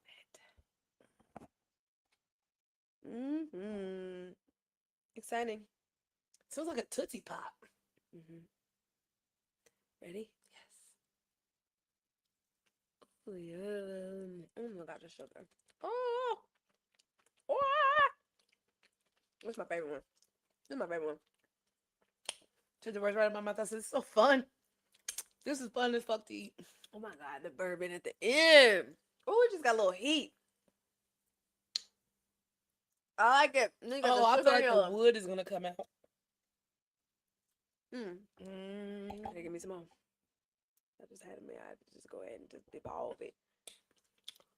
It's like a warm fireplace is in my mouth. It's got a bearskin rug, baby oil, no diddy. Oh my god. It's like on Soul Food when Faith was sitting there drinking her little beer, flirting with that lady's husband. But it was just a vibe. Shouts out to Kev on stage. No, that was funny. He said, "Faith, don't nobody drink no beer like that. Don't nobody drink beer laying Skirt on just up. Okay, laying on your stomach on the floor drinking Okay, you beer. know your shit gonna be bubbling. Okay, farting and burping, bitch. Don't nobody do that. But it gives the vibe. It gives the vibe of just like, yes, I'm just untouchable. You're not supposed to touch me, but I'm just what they call it? What do they call it? Like a naughty time. There we go. We're being naughty. Wow. That's my favorite one. That was good.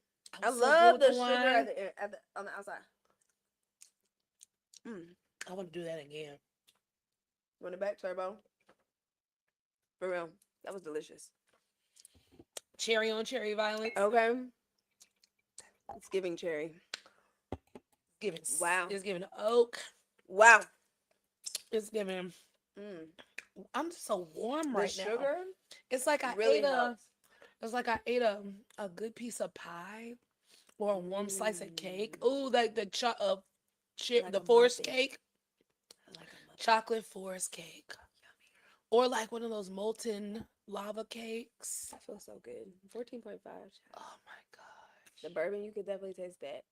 That was definitely dancing with the Merlot. They was just doing this. They was two-stepping. You know? That's a match made in heaven, bro. It really is. And it's making me sad that I didn't get the hooch now. Damn. We'll do it next time. Oh my god. We can always circle back to Listen, Miss Lisa, we gonna circle back. Okay, because the fall is coming, and I know you're gonna have some new flavors. So okay, y'all know we got a bunch of things happening in the fall too. So hey, ooh, that was good. What else you got, sister? This conversation has been, kind of recycled over and over again, but now we're really getting to a place of just utter disrespect, and it's just getting ridiculous now. So what's his man's name? His name is Enes. First of all, bitch, your name is Enes. What kind of bullshit were your parents on? This don't sound like nothing positive. Enes. Sound like heinous.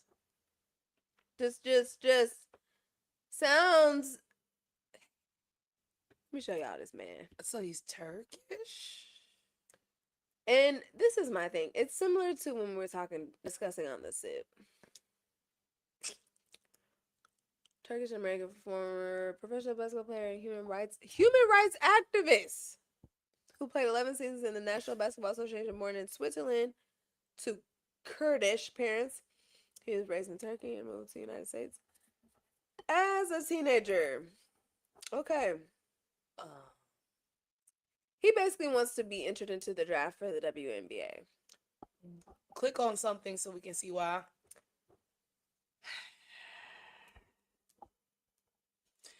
Freedom played 11 seasons in the NBA before he was waived by the Houston Rockets in February 2022. The former NBA star is listed as 6'10" and around 250 pounds. Excuse me. His desire to play in the league follows controversy amongst some players, several of whom have welcomed transgendered women to be part of the WNBA. Indiana Fever star Sophie Cunningham, we'll get to that bitch in a minute, has become the poster child for the debate after telling ESPN her thoughts on transgender women in women's sports. After careful consideration and reviewing the current eligibility guidelines, I'm officially declaring myself a WNBA prospect. Freedom announced on social platform X, so he announced that on Twitter. If simply declaring who you are is all that's required, then I meet every single requirement necessary to compete in the WNBA. And I just want to stop there for a second while I look up this other hoe.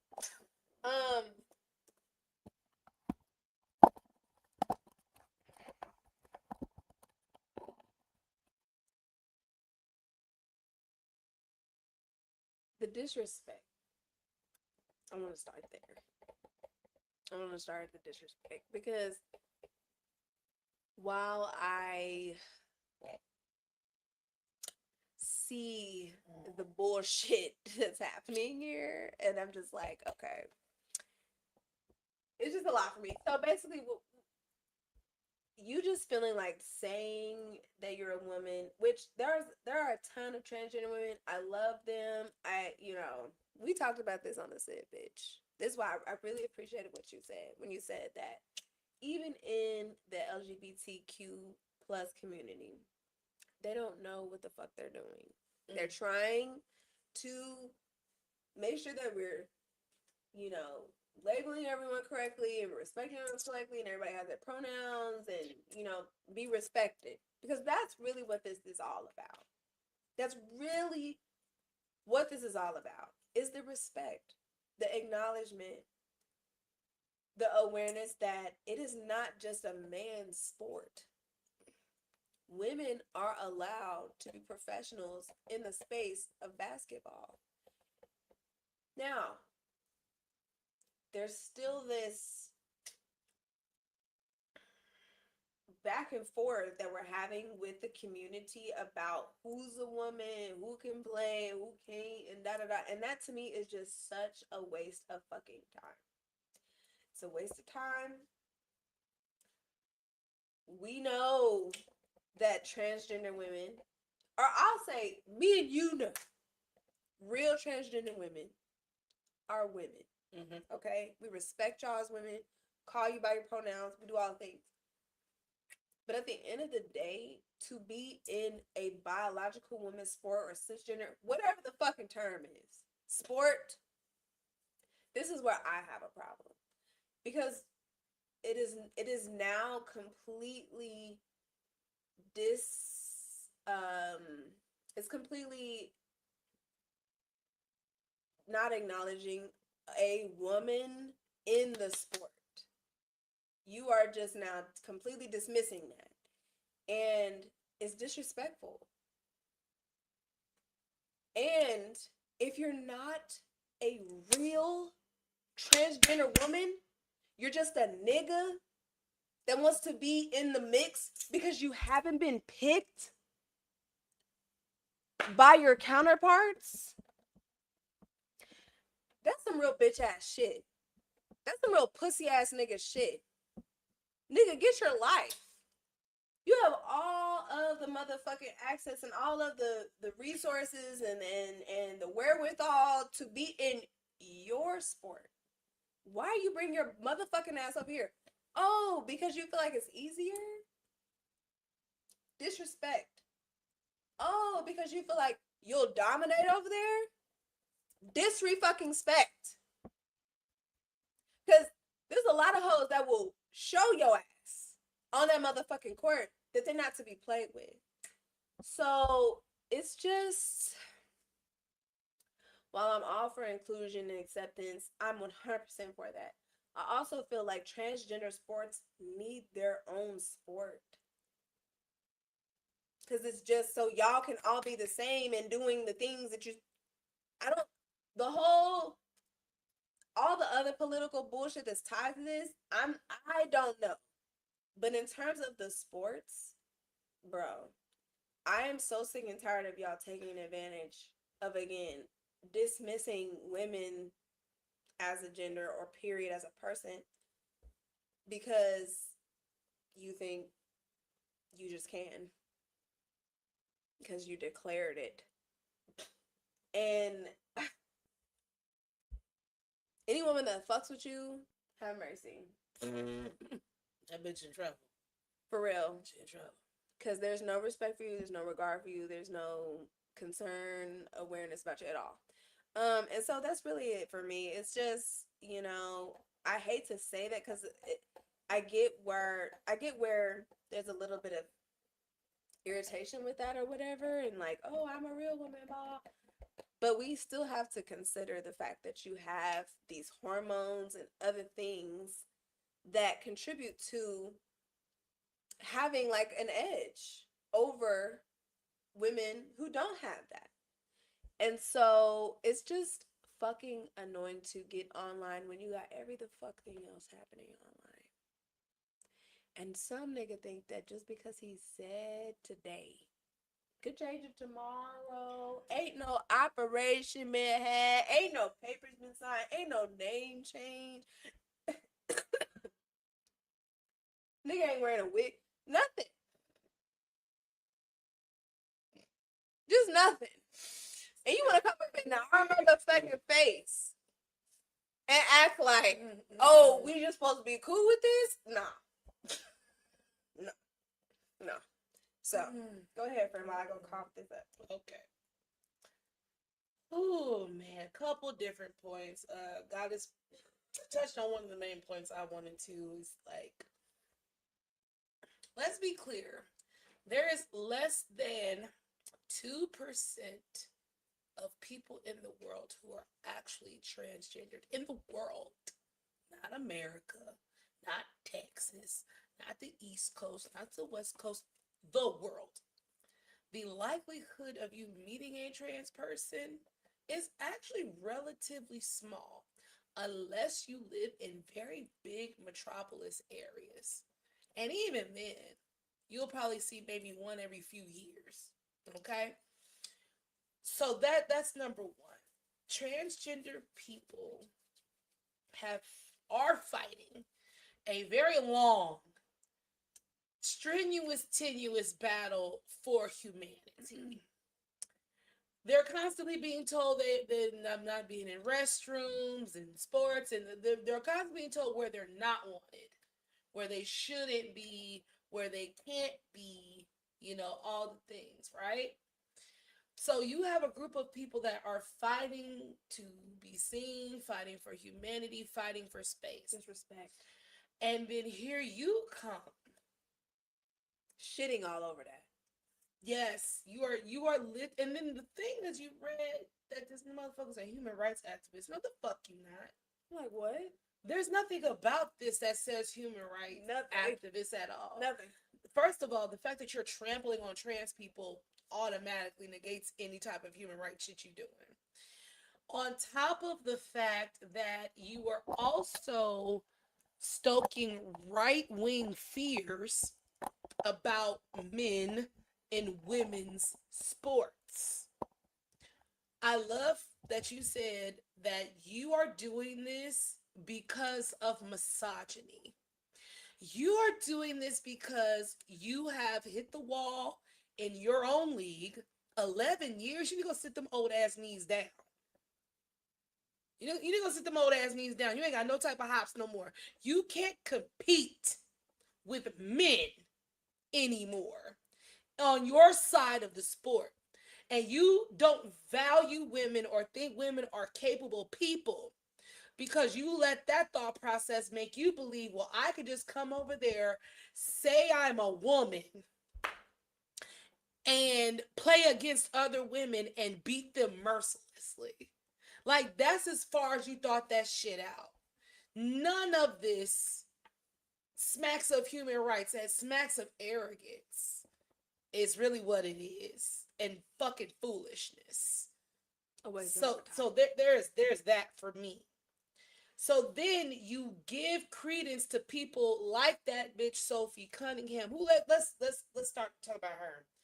This is a mediocre white bitch who was trying to share a brain and siphon off the fame of that other mediocre white bitch that be getting into it with Angela Reeve. Yeah, what's that white bitch name? What that bitch say? They said she looked like Screech off of Saved by the Bell. I'm dead as hell. What's that white bitch name? I can't even think of her. Clark, Caitlin Clark, Caitlin, right? Because they're on the same team, right? Caitlin Clark has been called to the carpet numerous times for her fan base and being a piece of shit to the black female players and all this, right? So Sophie let the right wing trick her into trying to become the new parrot for this keep men out of women's sports shit, but that bitch ain't had a heart. She backtracked the fuck out of that once the heat got on her. Once people started flaming her ass in the comments and was like, I know you ain't fucking talking, bitch. Oh, well, everybody's included at my table, the boys and girls and trans men and trans women, everybody. Nah, bitch, keep that same energy. Because that energy is this motherfucker's energy as well. You both share the same brain when it comes to this, but it's even more insidious because, bitch, he is against you as well. Y'all want to scream at the mountaintops talking about keep men out of women's sports, but we sat up here and talked about a motherfucker who killed his soon-to-be ex-wife and himself because he was fucking on young girls who he was coaching. Y'all don't give a fuck about girls. Y'all don't give a fuck about women. This is about control. You want to control women, you want to control girls, you want to control queer people, you want to control trans people. Because let's be all the way the fuck clear. That first bitch that tried this, which is basically blew the lid off this whole conversation, was that fucking swimmer. That fucking swimmer trans woman, right? Who couldn't cut it as a man on his side of the sport, which was crazy to me, went as far as starts taking hormones just to qualify to be over there and still lost. Still lost. Wow. Beating the myth that you all have about them not being able to equally compete. You sat up here and took fucking estrogen and couldn't beat bitches with natural estrogen. You did all that shit for nothing. You grew titties for nothing.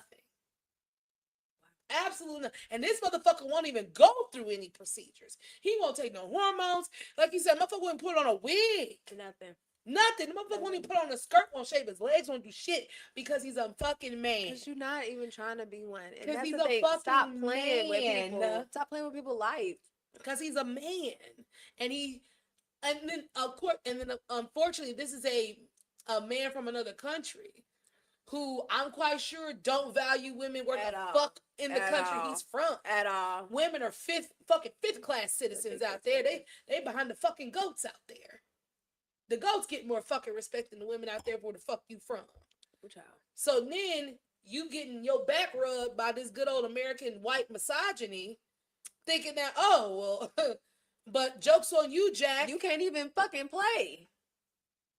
Stupid bitch. You've already played for 11 seasons, bitch. You've had a career. Your career's over. It's over. Ain't no more baskets to be flung at, nigga. It's over. You fucking it up for the real trans women. And quite frankly, there aren't a ton of trans women trying to get into sports any fucking way. Y'all don't give a fuck about women. Y'all don't give a fuck about girls. You don't give a fuck about trans people. You're just being fucking weird and quite frankly, you don't give a fuck about yourself because this is some real bitch ass shit. You a hoe for This this. some real bitch ass shit. Like, you look like a bitch. You look like a bitch, nigga. You can't play with regular men, so you brought your ass over here. Or excuse me, anymore. You were, but you can't anymore. So now you brought your ass over here because you were like, well, You got the Tom I'm Brady gonna still syndrome. play. You got the I can't sit my ass down. Girl. No, nigga. One good. Have a seat. Sit them knees Go down. away. For Take real. your ass back home. Okay, go back that. to Russia. If you want to play so fucking bad, take your ass over there to the European If you don't league. start a damn little league or some shit. Whatever the fuck it is for you. Whatever you feel like you need to do to feel like you have value. Because this is what this is. You feeling useless. You're feeling like you don't have any more value. So let me just go over here and let me go over and try to relive my glory days by ducking on bitches that you probably can't even fucking dunk on because they're just as tall as you, nigga. That's what I'm saying. Some of these hoes will put you in your fucking place, but they shouldn't even have to. They should not even have to. They have done the work and done the training and paid their dues to not have to deal with now some man because he just said that he is just so fucking tired of being left out and the person that didn't get picked in the team. This is like, girl, okay. You just disrespectful, and I really hate that this story even got traction or that anybody paid you any fucking mind at all. Because with all the bullshit that is going on in the world right now, this ain't something that we need to be talking about. We don't need wasting time calling you a bitch ass nigga. But here we are. Here we have to be.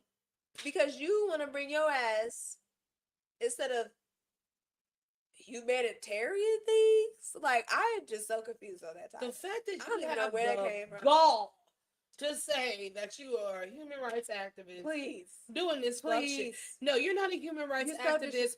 You just only give a fuck about representing your country. Because let's be clear, a lot of the foreign folks that try to say that shit, you don't give a fuck about the world at large. You give a fuck about your country. Being represented, yeah. You give a fuck about your country. You give a fuck about how America's probably over there fucking up your country. While you over here living lavish while they over there fucking up your country. Thinking that you could just come here and play women's sports. Your bitch ass. What a weirdo. Fucking weirdo. That's nuts. You want to do hot toddy? Hot-toddy. Okay, let's do it. Yeah. That's fine. Let's do a guilty pleasure. Let me open that up. Okay. So we're going to do guilty pleasure.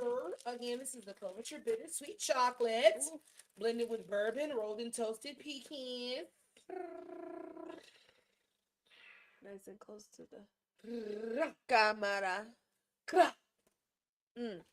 Delicioso. Shout out to Bourbon Balls for being so easy to cut. Okay. We've had some falling apart. Okay, or either taking a chainsaw to that motherfucker. Oh, I was gonna get you out. Okay. Okay. It looks like a German chocolate cake. Mm-hmm. One of my favorite cakes. Definitely. Oh, it smells so pecan-y. I love it. Nutty, nutty, nutty. It's just warm. I love that. That toastedness. You can really smell the toastiness through here. Definitely. It's definitely giving baking. Like I'm in my grandma's house. Oh, yeah. She baking a cake or baking a pie. Let's go.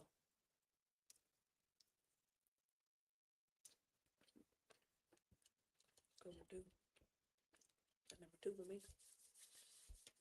Now this is definitely German chocolate cake.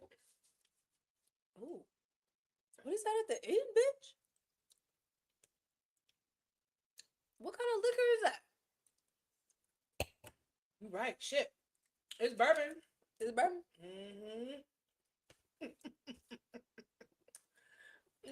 That shit hit me like a rocket. Right as you said to me, I was like, oh. Yeah, because it's very subtle. Ain't nothing at the beginning. Then all of a sudden, it just creep on you. Smack you in the mouth. Ooh. Very good. Ooh, it made it smooth. Smooth like butter. I got a little spice off that one. Did you? I got nothing but pie. Oh, that's good. Pie and butter and flake. Crust. Ah! Crust. That's what it is. You know when you just got that good piece of crust that's just so buttery and flaky and melts in your mouth? Woo! This reminds me of baklava too. Woo!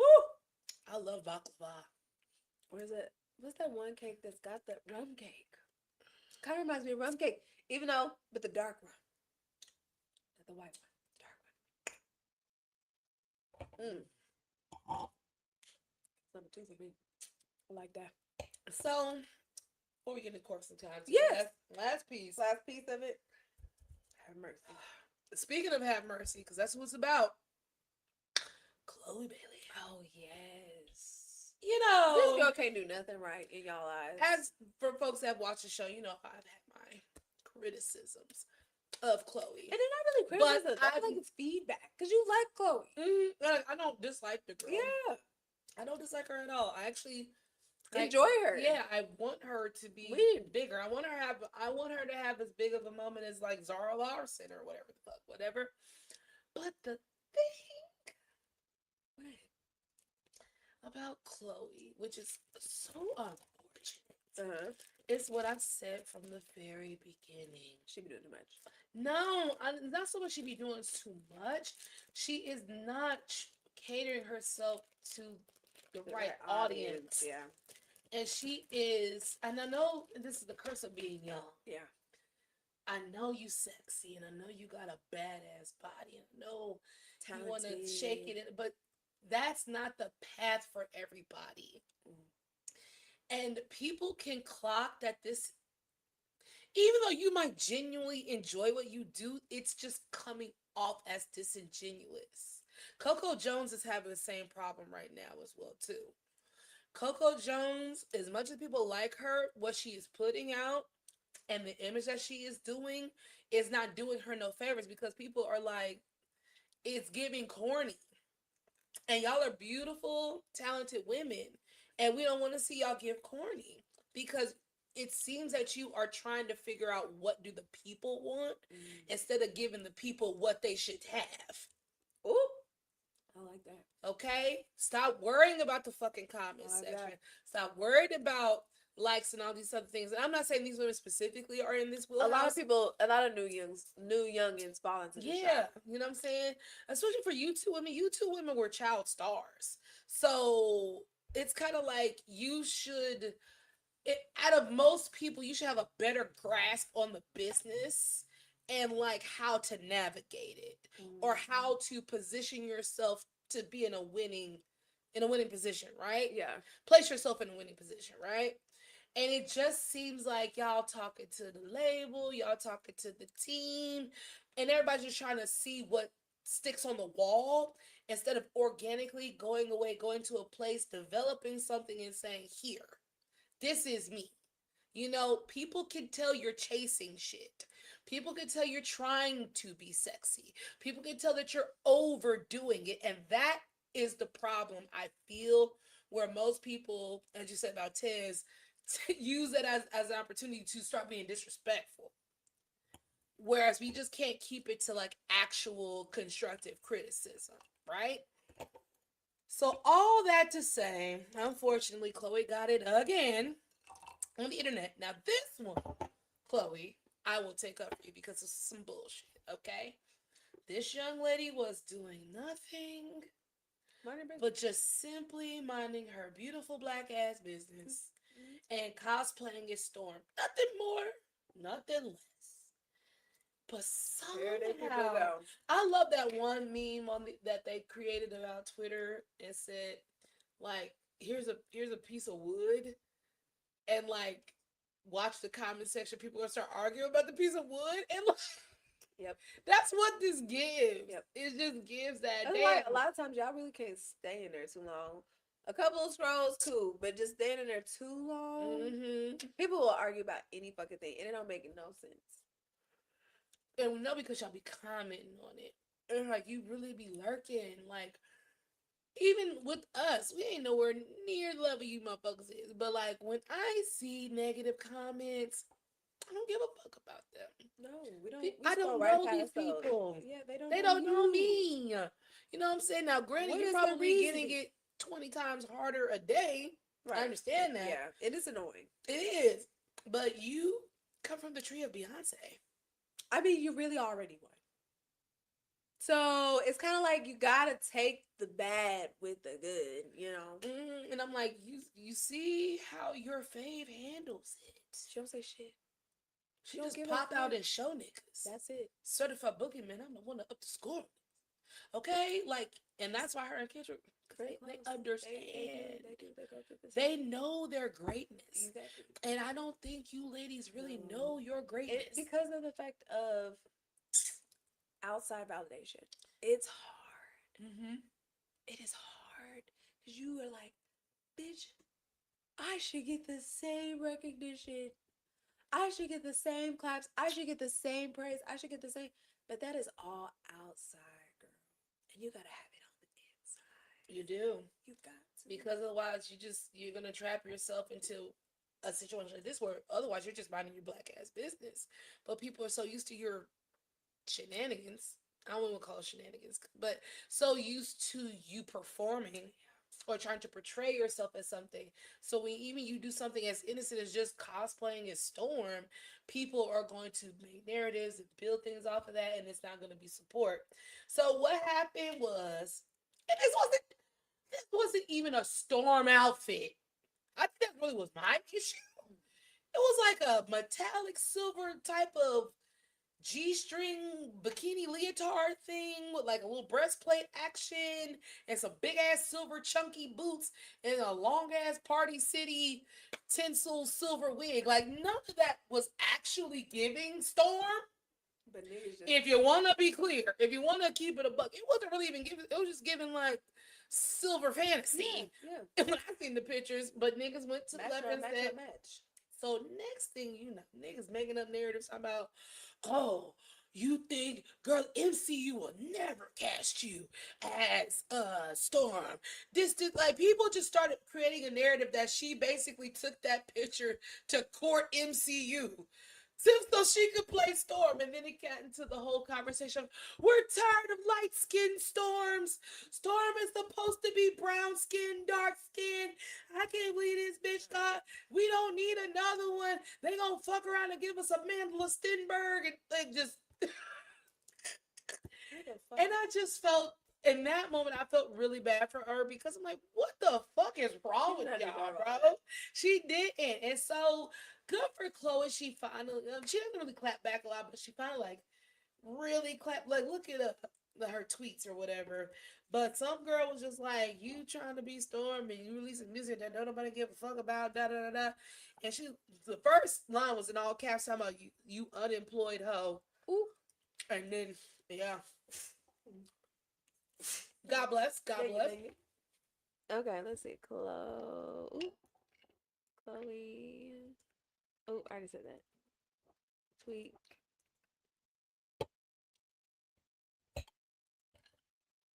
Okay. Probably under images. I'm going to do this here.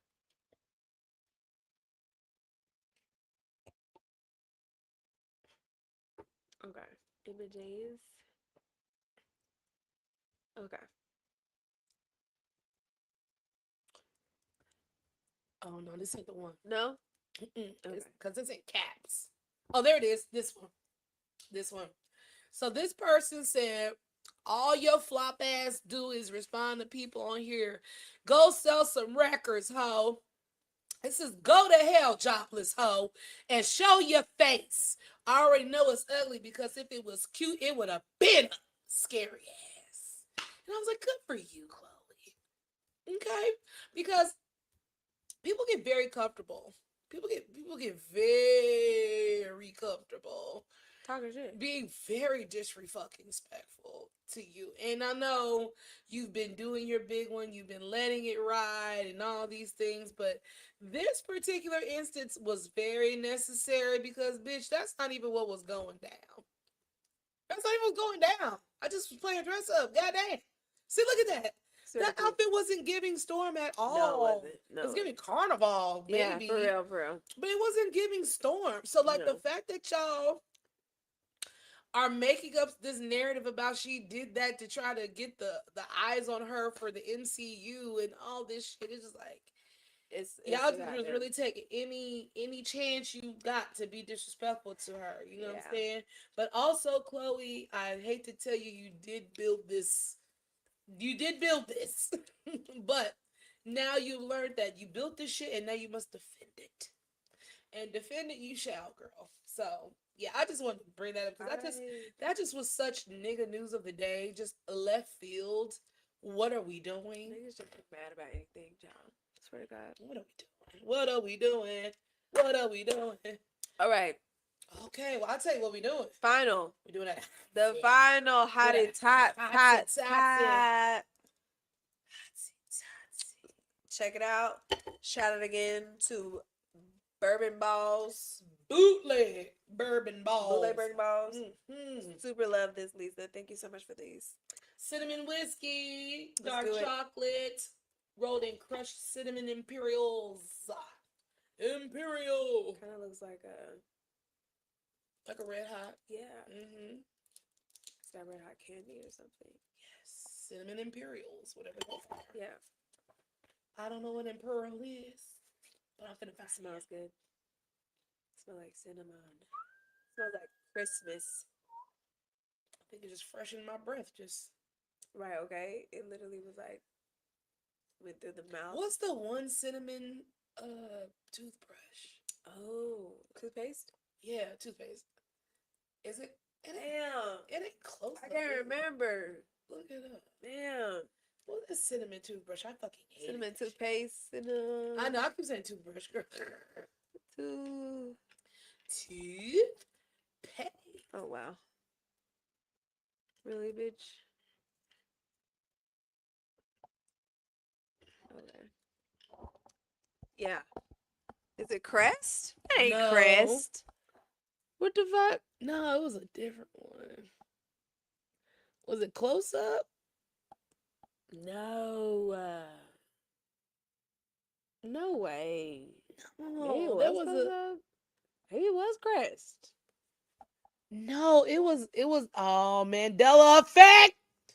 Okay. Damn Mandela effect. Got your ass again.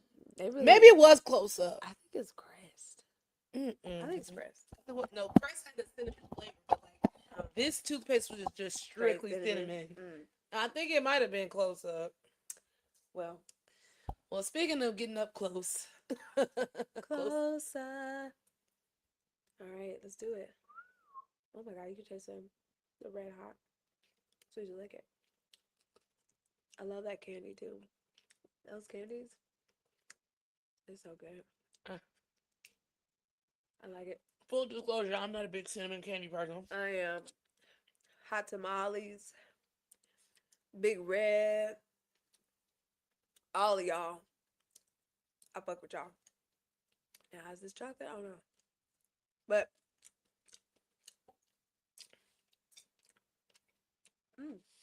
it's definitely giving Christmas, like I said. Wait, this is Christmas.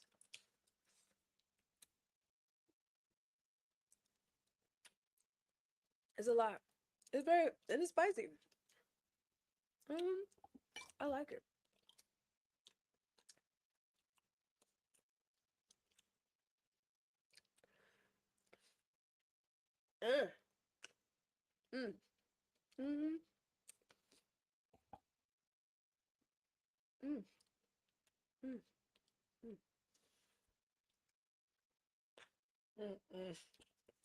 Cherry. Oh, big cherry. Medicine. Hot, spicy medicine. Robitussin. Fucking Robitussin. I don't know why the shit got me lazy right now, yeah. That's actually on Mucinex. Okay, bitch. Whoa. Now you lost me. That's the best I got. Well, person content. Mine is called, excuse me, The Pieces I Am. It is a Netflix documentary, Netflix to do about Toni Morrison, the author. Shout out to my girl Cece. She had recommended this and she said that, and I confirm, that the last day that this documentary will be on, or docuseries, I guess a documentary, will be on Netflix will be August 28th. So go check it out on Netflix before August 28th to make sure that you catch it. Toni Morrison is an amazing author. She's written tons of, just black ass books. One that stuck out to me in particular was Beloved, because it was about a slave woman. There was an actual physical article about this lady who decided to slit her child's throat rather than allow them to be grown up in slavery. And it's just, that is why books are so important. We're getting further and further and further away from reading. Curl the literacy in the toilet. But words do have power, and that's why they never wanted Black people to read in the first place. Reading leads to thinking. Well, it does. Especially when you're writing from a new perspective, and from a perspective that can be met with your actual experiences. And now all of a sudden it's opened up the floodgates of, oh my God, I'm not the only person feeling things. Other people, and especially Black women, feel things too. And now I got to feel what they feel all day. And so this book of Beloved discusses this woman in slavery who kills her own children, and hearing that is just automatically very just disturbing, because we all know that mothers, that's not like in their character. Like, we really would kill ourselves before we kill our children, but to be faced with either they grow up in slavery or I just go ahead and meet you at the gates of glory, I kind of get it. I kind of get it. And I think that's why it was so popular as well, because a lot of people would understand if they were if they were faced with that decision, and the fact that there was a whole news article about her, not just like, oh, are we going to charge her with murder, but are we going to charge her with murder, or are we going to charge her with damaging property? And the reason why there's this discourse is because charging her with murder would literally now mean giving that child's life humanity.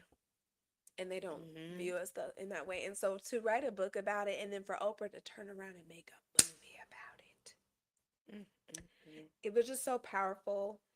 And the documentary was a little slow for me, I'm not gonna lie. I had to like rewind it 3 times at some point, again dealing with this sinus shit. I was falling asleep. But I'm glad I got through it, and I even shared some parts with my son, because them growing up in this privileged life, like, while we don't get to necessarily experience all the humanity or respect that I feel we should have in 2026, there's still this level of privilege that still comes with living in the age of 2026 and not really having to see the overt racism. And a lot of times it gets me in trouble, because he'd be like, Mom, not everything is racist. But it's like, girl, yes it is. Yes it is. and it is. We've said before, especially as Black people in America, our children don't get to have a childhood for very long. No. Like when the whole Nolan Wells thing happened, like the discourse of, how many white friends is too many at one time, don't be the only Black person there, because it's like we say on here all the time, we don't want to stop your young Black fun, but we have to be real with you.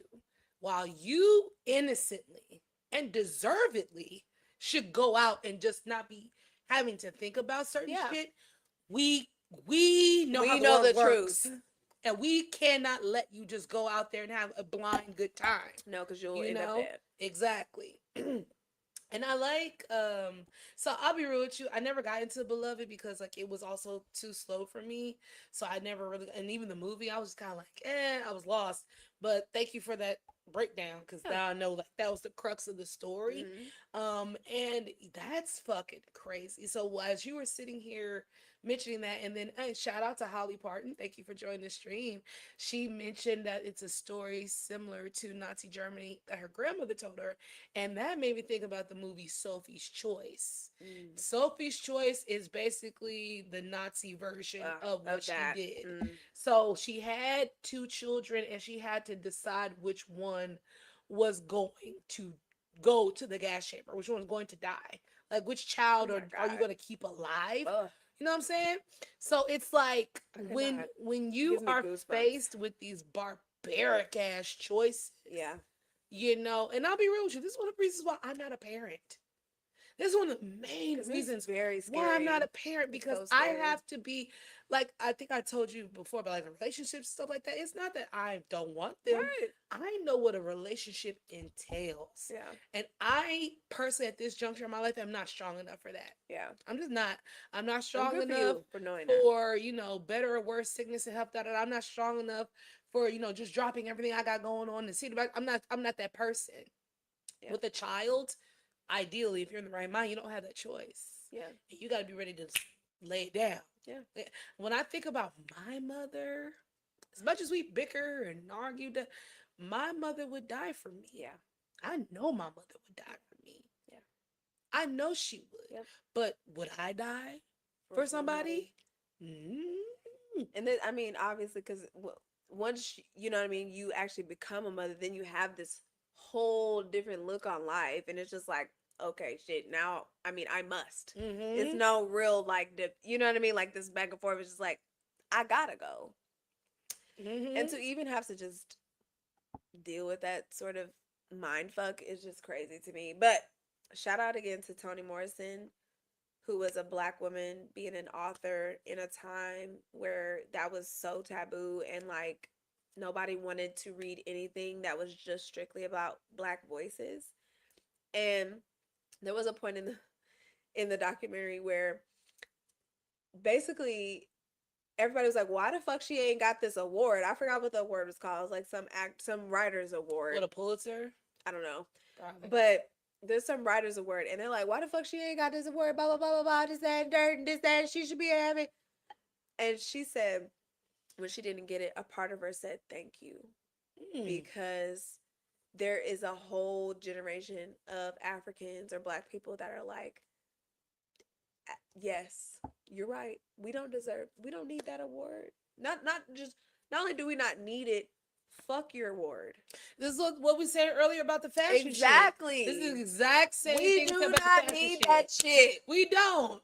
We don't. But and quite frankly, not getting your little stamp of approval is a badge of honor, because that means that we did not succumb to your bitch ass standards or your imaginary ass motherfucking standards. So the fact that, and this is a big reason why I was like, you know what? No, I'm gonna go ahead and start acting, because as great as, like, you know, the being acclaimed as an Oscar winner, an Emmy winner, and all those things, nigga, fuck that. I'd rather my people give me the title of an icon or someone that deserves our attention and our praise. Because you'll always be working. Let me tell you something. You will always. When you have to think about, like, when I think about Martin, I think about the show Martin.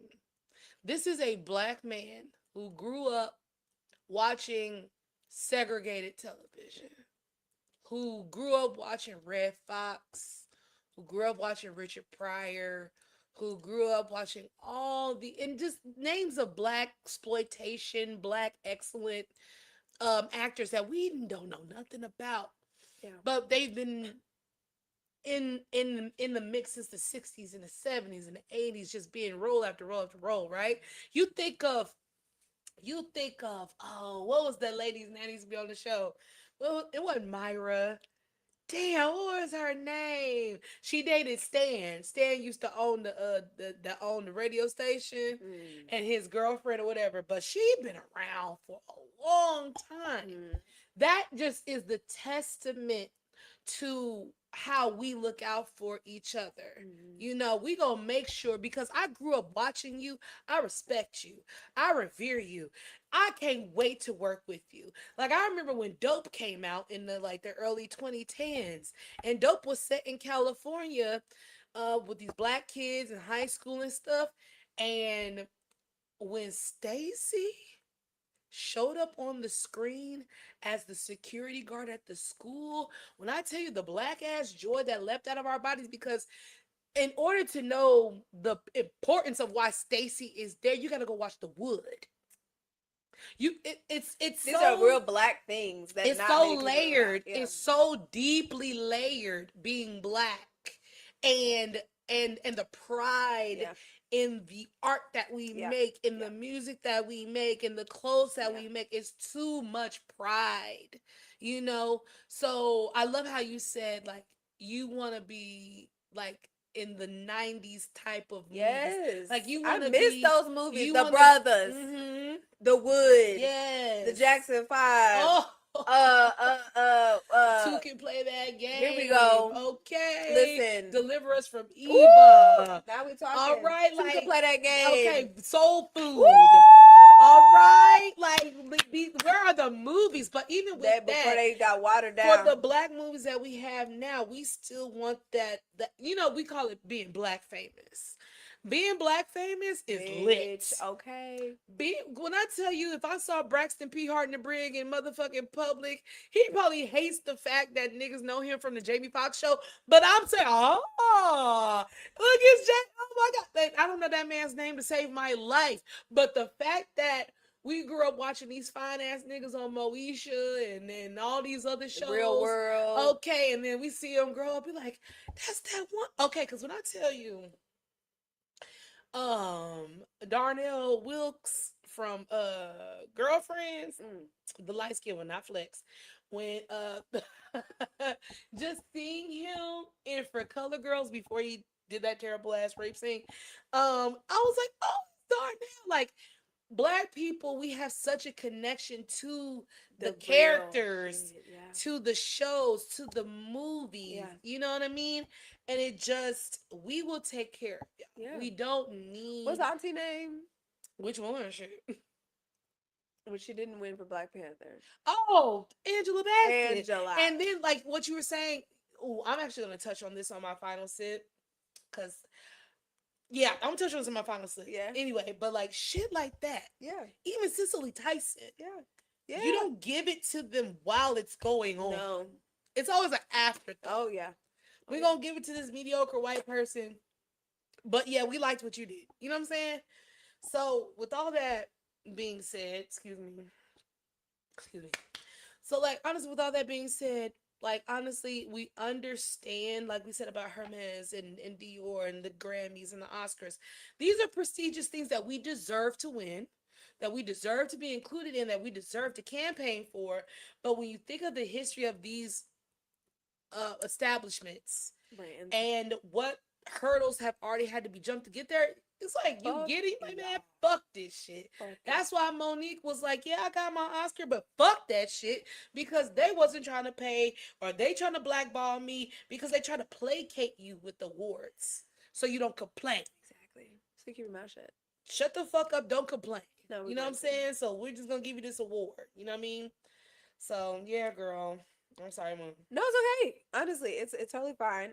That was really my quirks and content. Go check it out before August 28th, before it's off of Netflix. Just to, you know, again, even though it's kind of slow, it's still nice to review the history and appreciate the voices that are really, really, really black and don't give a fuck about acceptance or inclusion in that regard. Like, obviously they want to be included. Reverse DEI. Yeah, whatever.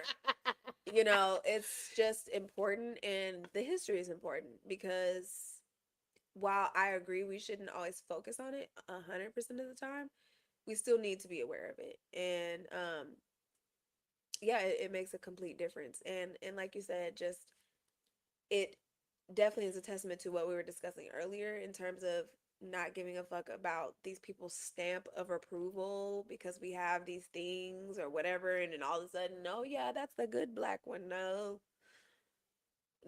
Honestly, if you're a black one that doesn't even entertain that shit, like you said, you'll be taken care of. Don't worry about it. Look at what happened to Jeffrey Tubin. He was Sandra's husband off a motherfucking Cosby Show. It took one picture of us seeing that man working at motherfucking Aldi's, Mhm. and they said, absolutely not. Acting for- You grew me up. Yeah. know You're the boyfriend you. we all wanted. You, You treated okay? that man. You treated that girl You so well. treated Sandra Okay. and them twins, Winnie and You were Nelson. so respectful to the Cosby family. Came in just. You was about to get your hair ripped off by Yeah. Claire because you convinced Sandra to drop out of college. Yep. Okay. So once we saw that, we said, no, you are important to us. Yes. And ain't no way you should not be working. And where is he at? Working with motherfucking what's the name? Tyler Perry. Mm-hmm. Okay. Mm-hmm. Don't worry. As it should. Don't worry. No, don't do it. And then one of these kids, one day they'll play an old record and they'll say, hey, I like this beat. And then one day you'll get a fucking $300,000 check. Yeah. One day you're going to get that royalty check. When I think of the gentleman that Kanye sampled for Slow Jams, that he said, baby, when he went to the mailbox, Got that good check. checks with an S, because that's what happens when you write and produce. Hello? Checks with an S. Hello? Okay? All of our greats. That is how you honor them. You make good movies, good music to continue and to support and continue their legacy and to honor what they've already given you. They've already gave you the base. You were supposed to take it from here to here. Some of y'all be taking it from here to down there. Don't need to be touching shit at all with your black ass. However, for the ones that do it and do it well, the elders, they appreciate you. They do. Go watch The Pieces I Am. Yes. So for my corks and content, Good old throwback piece. Okay, new and old, I guess. So Toy Story 5. I went I hadn't seen Toy Story 4 yet, so like my mom was really trying to get me to see that. So finally saw Toy Story 4. I like that one too. I will say for these last two Toy Stories, I like the fact that the antagonist is not the whole story. The first three, you had a character antagonist. First it was Buzz, then it was Prospector Pete, and then it was Lotso in the first three, right? And they were terrible. Well, Buzz wasn't terrible. He just was, right. He didn't know he was a toy. Mm-hmm. But the other two were actually fucking terrible. And, you know, trying to get Woody hemmed up and da-da-da-da, right? Yeah. However, in the fourth one, I forgot what her name was, but she was like a little baby doll. And she started off as an antagonist, but she just really was a sad doll that just really wanted a kid. And I like how they reconciled her story at the end. Like, she could have stayed bad, but she didn't. And it was enough for the other toys to be like, nah, we need to help her get a kid. And she was able to get her kid and go off and be great. You know what I'm saying? So I appreciate that for number 4. Number 5. Now, for those who were here Thursday, you heard me give my synopsis, or my thesis. Yeah, okay, yeah.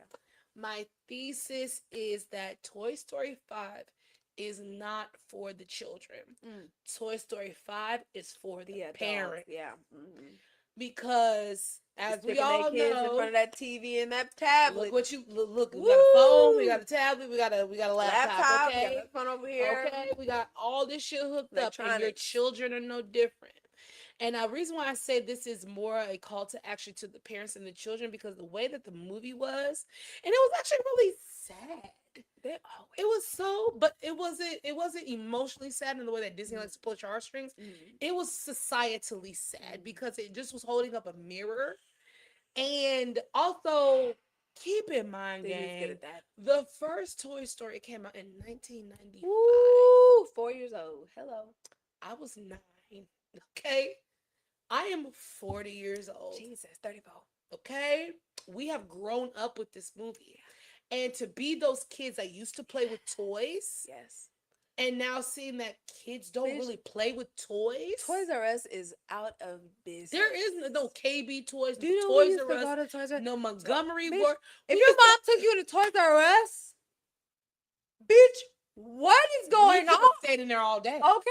All fucking, we ran all looking at everything. everything.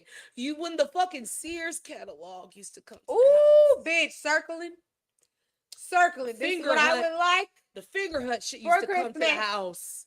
Okay, the fucking Adelia's girlfriends used to come to the motherfucking. Used to You can't just tell me about that time. scroll through pages and I pages. mean, this was when winter was winter and summer was summer, Oh. bitch. My God. This is when you used to go back to school in September. Girl, when I tell you when they changed the rules up at the end of my school career, going back in fucking August, I said, bitch, you're cutting my summer short? The fuck we supposed to go back after Labor Day, Then they try to bitch? give it to you early, and it's like it don't hit the same. No. But the point is the toys, The bitch. toy. The toys used to be hitting, and you didn't give a fuck. It's a new toy. Now I don't need no toys. So in the you don't movie, need a toy. toys are replaced with lily pads, which in reality will be leapfrogs and iPads, stuff. or yeah. Leapfrogs and iPads thing. Mhm. And the young girl, she's growing up. And also what I loved about Toy Story 5 is that the protagonist this time was what's my girl's name? Not Woody, but the girl. Yes. What's her name? I forget. Look her up. I don't want. Damn it.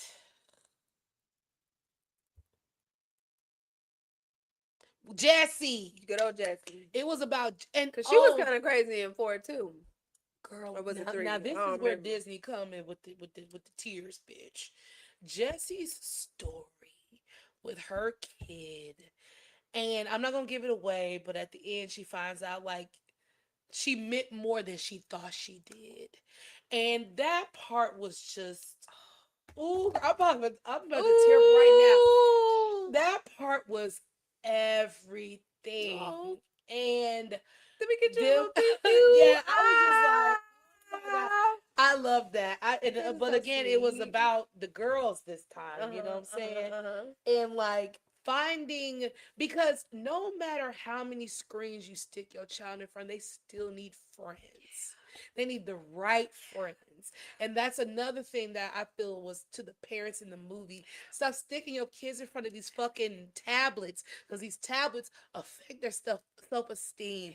These tablets bring on mean girl energy. These tablets bring on gang up energy, bullying and stuff like that. Yeah. And these are children that are being thrust. There's no tween anything anymore. There's no 12 to 16 market anymore. It's like you're going from 10 to 22. To adult, yeah. That's it. Ain't no in between. You know, and again, I know it's coming off as an old lady when I was talking about the pajamas at school, but I also feel that is part of it as well too. Kids need structure. They do. Once they graduate, that's on them. But in school, they do need these things. Yeah. They do need to know that you have to show up and present a certain type of way. They do need to know that Social there's norms. exactly. They also need to know there's a time and a place for your phone. There's a time and a place for your tablet. There's a time and a place for all these things. Yeah. But people, and I think this is due to the scars of our own childhoods. I'll never be like my mom. I'm not gonna be mean to my kids. Da da da da. Whereas,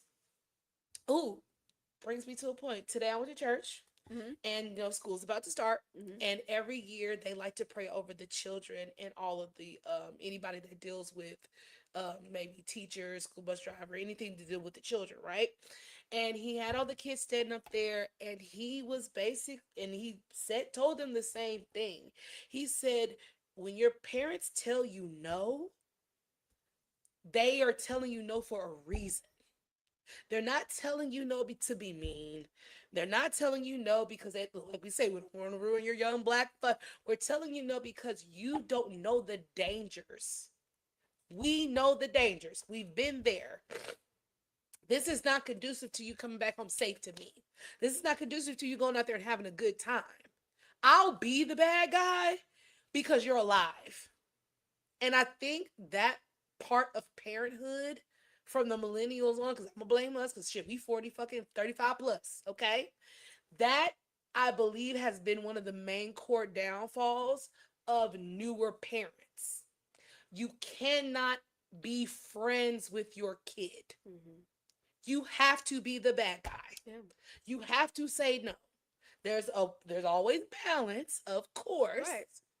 but just not putting up any kind of boundaries, parameters. And I think what we do better than our previous parents is that at least we'll talk to you. Yeah. There's some explanation going Yeah. down, whereas they were Usually mean. They smack. just said no, You just got and we smacked. just thought they were the most terrible person because they Yeah. weren't willing to Mhm. elaborate. Mhm. At least for the parents that say no now, they are willing to elaborate Explain. on why Mhm. I'm saying Mhm. no. Mhm. You know, and that is our superpower apart from our parents, Mhm. because that's the way that we'll do it the right way. Mhm. But when you lazy, you don't want to think about it. You just want to stick your baby in front of the fucking TV, from the fucking iPad, because you don't want them crying and all that shit. And then they get to fucking school and they ain't got an attention span worth of fuck. They're not retaining anything. They're failing out of class. Or And they're being disruptive. And their fucking teacher got to call you. And then you get mad at the teacher. or they bringing in their electronics into the classroom, and that shit is all the way against the law now. Mm-hmm. It ain't even against the policy now. These niggas said, "Oh no, it's against the law." So your kid can actually go to juvenile detention for doing this. Didn't know that. Yeah. But above all else, this is for your own good. You're a child. Yeah. Of course, you're gonna be upset. You're not. It's time to get back to the understanding right now. fundamentals, man. It truly the fuck is, and I really I applaud Disney Yeah. for the way that they carried that message, Okay. because that's what was making me Good sad. old through the Kansas movie. City native right now. Okay, was making me sad through the movie because there was a Jessie, because they still had a normal child. She didn't have none of that electronics. So the toys are being played with. They don't think nothing different. Yeah. But then Jessie gets a whiff of like the old toys, because somehow she ended up back at her old address where her first owner lived. Uh-huh. And of course, you have PTSD, you know, whatever. Uh-huh. And the toys there from the new people that lived there were old electronics. I did like that. They were old electronics, like an old camera, an old GPS, and like an old little like a Digimon type. yes, of shit. right. That's like if a Tamagotchi started. Oh, yeah. Like, you know what I'm saying? Like, that's some old shit. It's The new to little cherry, the Jessie. tick, tick, tick, tick. Exactly. So they ain't been played with. They dusty. Right. Yeah. Yeah. They ain't been played with in like 10 Right. fucking years. You feel what I'm saying? That's just how in the fast. same boat. That's just how fast this moves. Yeah. And so they're trying to explain to Jessie, like, this the new shit. Right. And so they took her up on the roof and they canvassed the neighborhood. Every window Had all the kids. All you saw were glowing lights, and not just the kids, the parents. They showed everybody in the house is siloed. Everybody is separated. Everybody's doing their own thing, and everybody's in front of that shit. And when she got introduced to it, it was so funny. She was Right. like the more Mesmerized. yeah, and it just okay. So she wasn't creative Hypnosis. anymore. She wasn't Yeah. doing anything more. Yeah. So I love the movie. I love the That's message. awesome. It's for the parents. Yeah. It's not for the kids. For And everybody. it's for the parents that are the same age as us, because we used to Grew be up them right kids. there. We sure did. We used to be them kids. And you are failing your children by constantly putting them in front of electronics. I personally believe if I had children, they wouldn't be introduced to shit to them with like 6, 7. You getting these building blocks, you getting these colors, you're gonna learn. Big had a analog train for the time. longest. He had a little train for the longest. I mean, I definitely got him a little PS4 when he was about 6, 7. And that was a little too early, but the kids were all playing. And that's what they the did in the movie problem. too. So like that was also a chunk of the movie too, because she was so behind. Yeah.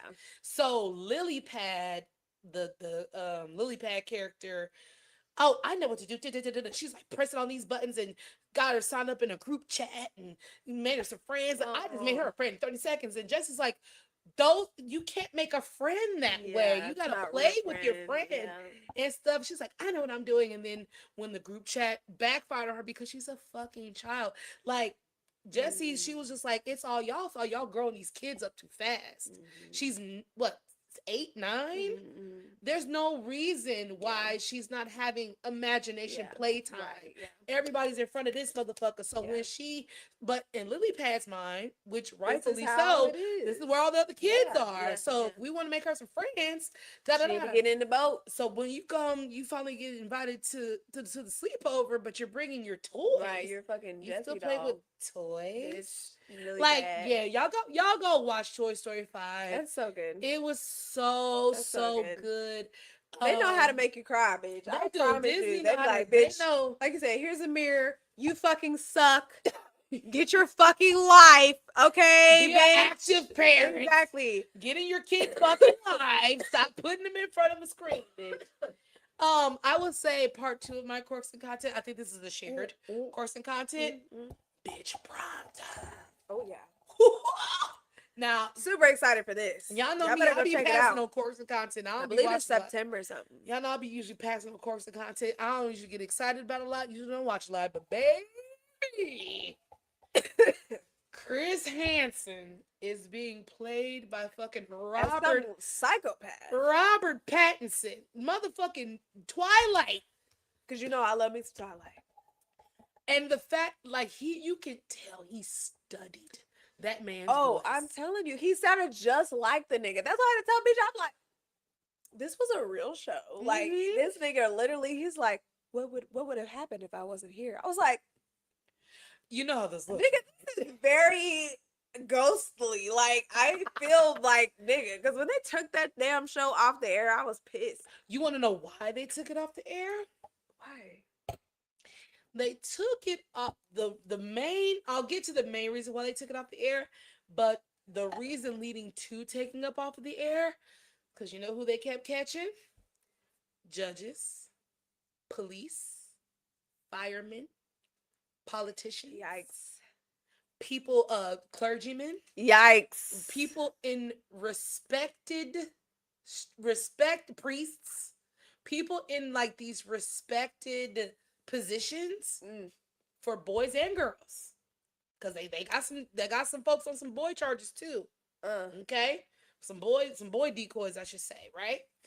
So that was really one of the biggest problems, but where it actually had to get canceled is because they found a politician. I want to say he was like a congressman or something like that. He was there for the sting operation, found out, and then went upstairs and killed himself. And that's why the show had to be canceled. Which is some bullshit. Because honestly, go ahead, bitch. Knock yourself off. Did us all a favor. Okay. We didn't have to go through the corporate seating and tax dollars be present. Let God sort them out. Okay. That's what the clip said. Well, but that's why I had to get canceled because of that. But I like the twist that they're gonna take on it because I didn't know that this was actually like a discourse because again, social media wasn't where it is today when that show was at its height. Yep. And people have copycatted it. People have copycatted it, and I think this is where people have the problem with that because of how the copycats have come about. Yeah. So the twist is they're basically making Chris Hansen kind of into the villain because back to what you're talking about earlier about being genuine, right? There's a clear separation for some people that for a person that actually wants justice or a person that wants to exploit. And so the conversation about him has been about exploitation rather than justice. Yeah. So in the trailer, I should say, because I didn't see the movie, but in the trailer, it shows how you can start off for justice, but it can spiral into virality. Yeah. In the need to go viral. Sensationalism and all these things. You're still doing good work. Yeah. You're still catching actual but at the cost of certain things. Exactly. And to the point of, are you willing to like exaggerate? Are you willing to lie? Are you willing to set people up? You know, because now we're missing the forest for the trees. You know what I'm saying? Now we're losing sight of what really this show was intended to be about. And I like that that's the That's lane the they're main going thing, with yeah. that. And so, Same. because it's going to make you think about that, you know, it's Mhm. just like, this is good, but at what Yeah, cost? Is yeah. this real? Is this genuine? You know? So, and then come to find out that Chris Hansen's still doing this shit, but he doing it on internet. He got his own web series doing this Go shit. ahead, Chris. So he still ain't stopped, you know, getting these motherfuckers. But to what you were saying, the copycats that have come out Has been a problem. after that, what Chris had that these other people don't have is NBC. Yeah. He was still on network television. Right. So you gotta. So there was a parameter, Yeah. there were boundaries, You there was gotta a way to do your things accordingly. You actually had to, like, Yeah. you know, set it up with the law enforcement in the town. Yes. You could just vigilante style Yeah, of no, shit. no. But because of the That's internet what a lot of people have and done. Yeah. IRL, you Yeah. now get to vigilante this shit, right? And again, lie and create sensationalism and not create real justice. Just views. And where it's like you are catching people in real time doing this, but it's not really about the crime they're committing. You're doing this so you can get clicks, likes, and views for you beating up a pedophile, which Or I'm someone not that upset you're, about. or someone that you're just labeling as that. Because Right. sometimes it's not really like that. Because again, who's to say that you're properly vetting these situations? Because then you can get into a situation where you incorrectly Label accuse somebody, Mhm. and now they're gonna sue you and take everything you fucking got because you trying to, you know, give them the cute. pause Right. on fucking Twitch. You feel what I'm saying? So I am very interested in that Yeah. because that is something to think about that I Definitely. never thought about. I This just comes was out September. saying, you know, hey, score one for the good guys. You know what I'm saying? Fuck Exactly. the bad guys. I was like, get them out of here. It's a twist. It's a twist. It's a twist. Well, do you want to Final rate? sippy? Oh yeah, no, yeah, you're right. Rate. All right, so give me my thing, my legend. Legend of the legend of Uh-huh. Blind Pig. How you feel? That was the one with bacon.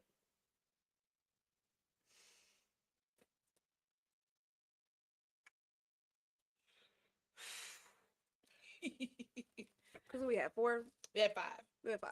So we had Blind Pig, which was the bacon one. Mm-hmm. We had Dame's Dish, which was the maraschino cherry with the red luster dust. Mm-hmm. We had Guilty Pleasure, which was chocolate, toasted pecans, bourbon. Mm-hmm. We had the Hotsy Totsy, which self-explanatory. Mm-hmm. And then we had the Molly Pitcher Mojito. One with the bourbon and pecans, number 1. Well, that's kind of all of them. Which one? The Guilty Pleasure? Yes, Guilty Pleasure. That was number 1? Okay. Number 2 is going to be Dame. Okay. Because that's sugar and everything and the cherry and everything. Honestly, actually, let me go ahead and switch them. Dame was number 1. Yes. That was number 1. Guilty Pleasure's number 2. Mm-hmm. Let's see. Bacon Bits. Blind Pig. I'm going to make number 3. Yep. Because I got a bacon bit at the end. Okay. Number 4. What do we have? Hotsy Totsy or Molly Pitcher, the mojito. I'm gonna give mojito. Actually, I'm gonna give Hotsy Totsy number 4. No. I'm gonna give mojito number 4. Hotsy Totsy number 5. Okay. Yeah. I think I pretty much agree. Mm-hmm. Because yeah, definitely Dame. Woo! Not Dash, but Dame's Dish. Dame Dash. Dame down. Bitch, I had a time with that. Let me say so. I could get a 12-pack of that shit for sure. So I got Dame's Dish. I have Blind Pig is my second one because I got a lot more bacon in. I'm sorry. Yeah, I got a little bit. Blind Pig. I'll say Guilty Pleasure is my third one. I will say Molly is my fourth one, and Hotsy Totsy is my absolute fifth one. Okay. I did not enjoy that at all. One. Okay. Not at all. Hold on 1 second. Let me go pee real fast. Okay. Say what? Okay. Bitch, what? Okay. Well, that is the end of the bottle, guys. The end of or I should say the end of the Bogle. Do you like what I did there? You like my little jokey joke, my little dry jokey joke? Yeah, shout out to Bogle. This Merlot. If I had to, ooh, love that. What do you rate it? If I had to rate this, 1 out of 10. I'm gonna be real with you. This is up there. It's very good. Merlot Merlot gets such a bad rap. she is so complex. Like, she is really complex. She's fruity. She's, she's just mysterious. Honestly, she could bourbon you. She could just straight up fruit you. She honestly, she transforms depending on what you're eating. I I could think. transform, yeah. I could transform, yeah. But yeah, I'm gonna say like 8.8. I was gonna say 8. Yeah, I'm gonna because it's almost a 9 for Yeah, me. it's right up there. I feel like if this was She a is up wee bit colder, there. Yeah. if this was cold, If I had it with some roast beef, I think it would be a 10. yeah, Honestly. or a beef Wellington, Yeesh. because the beef Wellington has that flaky crust Mm. with the juicy beef. Oof. Honey child. Some I agree with you. Parmesan I'm gonna say potatoes. 8.275. Okay. I mean 14.5, y'all. Ooh, yeah. 14. Feels good. I'm not like sloshed. I'm not. That's also I'm just gonna Yeah, enjoy my just last very, piece. very speak easy. Yes. Go home and enjoy I'm your not fucked up. night. This is Yeah. I think because this was very fruit forward. Yeah. I think the fact this was very fruit forward and very not very sweet, but sweet Fruity. on the palate. Yeah. Absolutely. Yeah. That helped us from because if this was deeper, Mm. if this had a little less fruit and more mineral, Ooh. God dang. Why is Yeah, yeah. You go. as get you a bottle of this stuff, okay? Oh, but yeah, I'm gonna say like an 8.8. That was some good shit. I'll drink that again in a heartbeat. Final sip. Final sip. So this is the part of the show where we like to just, as we finish off the bottle, if we are finishing off, we're not going up to the hangover. We like to just have a final thoughts, whatever we've been dealing with during this week. This has been a part of the show since the beginning. Okay, like this is really like wines and chocolates. Yeah, real as it being fermented. Yes. You know what I'm saying? Fermented, whatever. So fermented, all the things as it's been created. I This love is that. the first part, and I love this part because it's just so real. It is. And so yeah, go ahead. No more honorary degrees. No more honorary awards. No more. And this ain't got nothing to do with Lion. Okay, because I'm Ain't got nothing to do with Lion, bro. She's just literally one of many, she right? really is. And this thought came upon me earlier this week because we're just basically just talking about like awards. I think it was like the fake streaming conversation that came up again, right? Fake streaming. Because it's bots and all that stuff. Okay, and, whatever.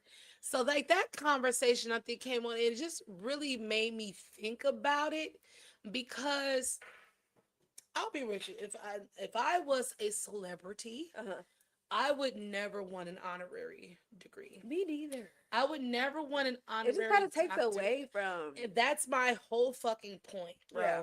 That's my whole fucking point, man. Like, there are so many people that actually do the work, put in the hours, stay up late, go to school early. That's why. That's why I said. Dues. That's why I said y'all on college kids. Y'all gotta get off their dicks about these bonnets. Okay, bonnets and do-rags. Niggas is up in the AM trying to train their brain and learn some shit. Fuck out of here, bro. Doing the work, doing the things to get the degrees. Or, doing the work, making the music, doing the work, writing the scripts, doing the work, going to fucking Juilliard to be a better actor and all these things. Yeah. Only for one, you let somebody in the mix who is highly fucking unqualified. Or you placate a person at the end for all the work that they did. That you could have gave it to them during the midst of things, right? So when I think about these honorary Oscars and honorary Grammys, and let's be clear, they're only giving them to Black artists. They're only giving them to our older Black artists and muses. because y'all didn't want to give it to them when they deserved it. Yeah. Because it was not racially, it didn't make racial sense at the time. No, you want to wait till a motherfucker dead or 90, 80 plus fucking years old and say, oh, well, here's that Grammy we should have gave you back in 1967. Oh, here's that Oscar we should have gave you back in They did Angela 1973. Bassett. Exactly. And that's why I said I was going to hold it, because you brought that up. Only, and then the thing is, you play in our motherfucking face too, because let's be clear, for Angela in that situation specifically, it was already basically built up that she was supposed to get that. It was the talk of the town. It was in the papers. It was in like all the things, right? Because Angela Bassett not having a fucking Oscar for anything she has done is fucking criminal. It's insane. It's dumb as, at least a Emmy, nothing. This lady ain't got shit for her acting. That's why we said what we said about being black famous. Yes. So the fuck we said what we said about that. Let us see Angela in something. Bitch, we going. Fuck.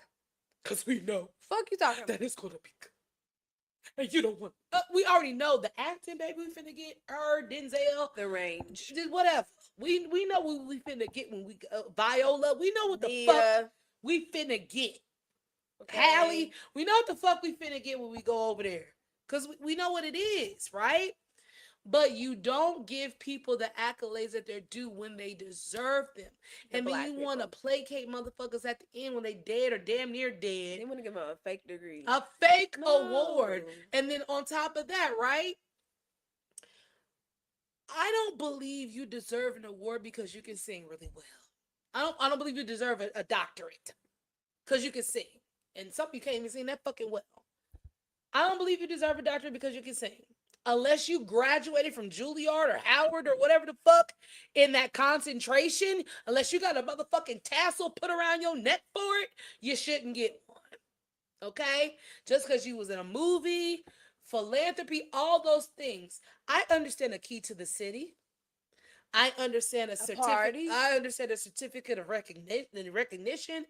But when we get to doctorates, when we get to degrees, just so somebody can say Dr. So-and-so because they made some jamming ass music in 1977, I can't get with that. Doctorates, degrees are for learned people, are for people that went through the whole route of fucking education. I cannot get behind giving you any type of award simply because I like you. Yeah. Simply because, like we said earlier about the black fame thing, like even the Hollywood Walk of Fame is bullshit. Yeah. You have to campaign for that, and you got to pay for your own shit. Yeah, and I don't mean no. And honestly, I think that's where this came from when I learned that. When I learned that they don't nominate you. You basically have to petition to get one and pay for one. Fuck that star, bro. I'm not doing that. If my work did not move you enough to just fucking give it to me off the merit, then I don't fucking want it. Yeah. I had to. It's like buying a blue check off of Twitter. Yeah. You used to have to earn a blue check. You used to have so much fucking engagement. You used to have so many followers. And people portraying to be you. Exactly. So they had to give you a blue check just to keep all the aliases off you. But now for fucking X99 really a month. Right, because it starts off at like 20-something. They go up to 50-something. I went ahead and tried the free trial with the 500 one. I was like, God damn. Bitch, 500? For 500 for a check? On my fake ass Instagram? This is crazy. So... and then of course we do on drag lying in one good time. But again, it doesn't make any sense to purport yourself as something that you're not with fake merit. It's all bullshit. Yeah. I can't believe you. I can't believe this institution. I can't believe in the merit of things. You know what I'm saying? That's why somebody like Kendrick Lamar winning a Pulitzer Prize is important, because you can't campaign for that. You can't buy your way into that. They have to choose you. That's like the Nobel Peace Prize. They got to choose you. If it's that, then cool. If I'm actually like Tiana Taylor, if I actually did my big one in the role that I did and I'm in a category with other people and I win, that's a real victory. You giving a motherfucker an Oscar 60 years later is not a real fucking victory. You're really pissing me off. You could have kept that shit. You lucky I don't melt this bitch down and turn it into a chain and sell this motherfucker. Like when I think of Muhammad Ali and how he felt when he came back after the Olympics. He won a gold medal in boxing for the Olympics. Went back home and couldn't eat at the fucking diner. He took that medal and he threw it in the fucking river. I know that's right. Because it was useless. What the fuck is this for? What the fuck what does that mean? Nothing. I go out here and I represent this fuck ass country. Mean nothing. I am literally the best that the country has. I'm gold medal certified. And you trying to tell me that I can't eat at your little fuck ass diner, your little raggedy ass diner? Fuck all that shit, just to go back to what we said before. In fashion, in music, in movies, we the ones. In sports, we the fucking ones. Everybody trying to catch up. We're the fucking ones. We don't need their awards. Fuck that shit. Because all they gonna do is play in your face when it's time for you to get your award, and they're trying to make up for it in the back end when you too old to give a fuck. No more honorary degrees. No more honorary Oscars. No more no more of that. Unless that person died and was already decorated. Okay, fine. You can give them an honor because, you know, we love the body of work you've given us over the years. But for you to do that in lieu of you giving them the award when they earned it the first fucking time, fuck You can keep it. You can keep it. Fuck out of here. Well.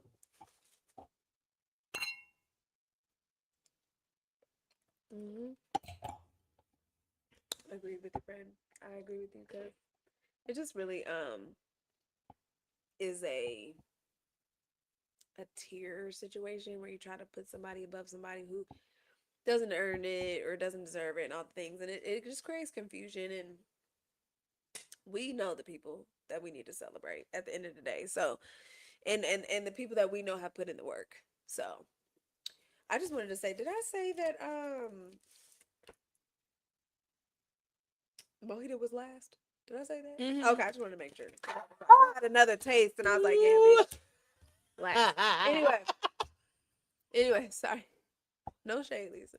I just don't think it worked well with it wine. didn't. Yeah, that's what it was. It was the mint. We have trouble with mint and wine. But anyway, my final sip is going to go to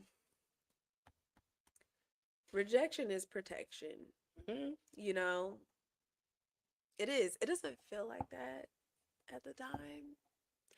It feels very, It's like when mama told you no. yeah. Like you said, like when the parents are trying to protect you from your feelings getting hurt or from going up too fast or, just ruining your young black fun. Because we, sometimes we get ahead of ourselves.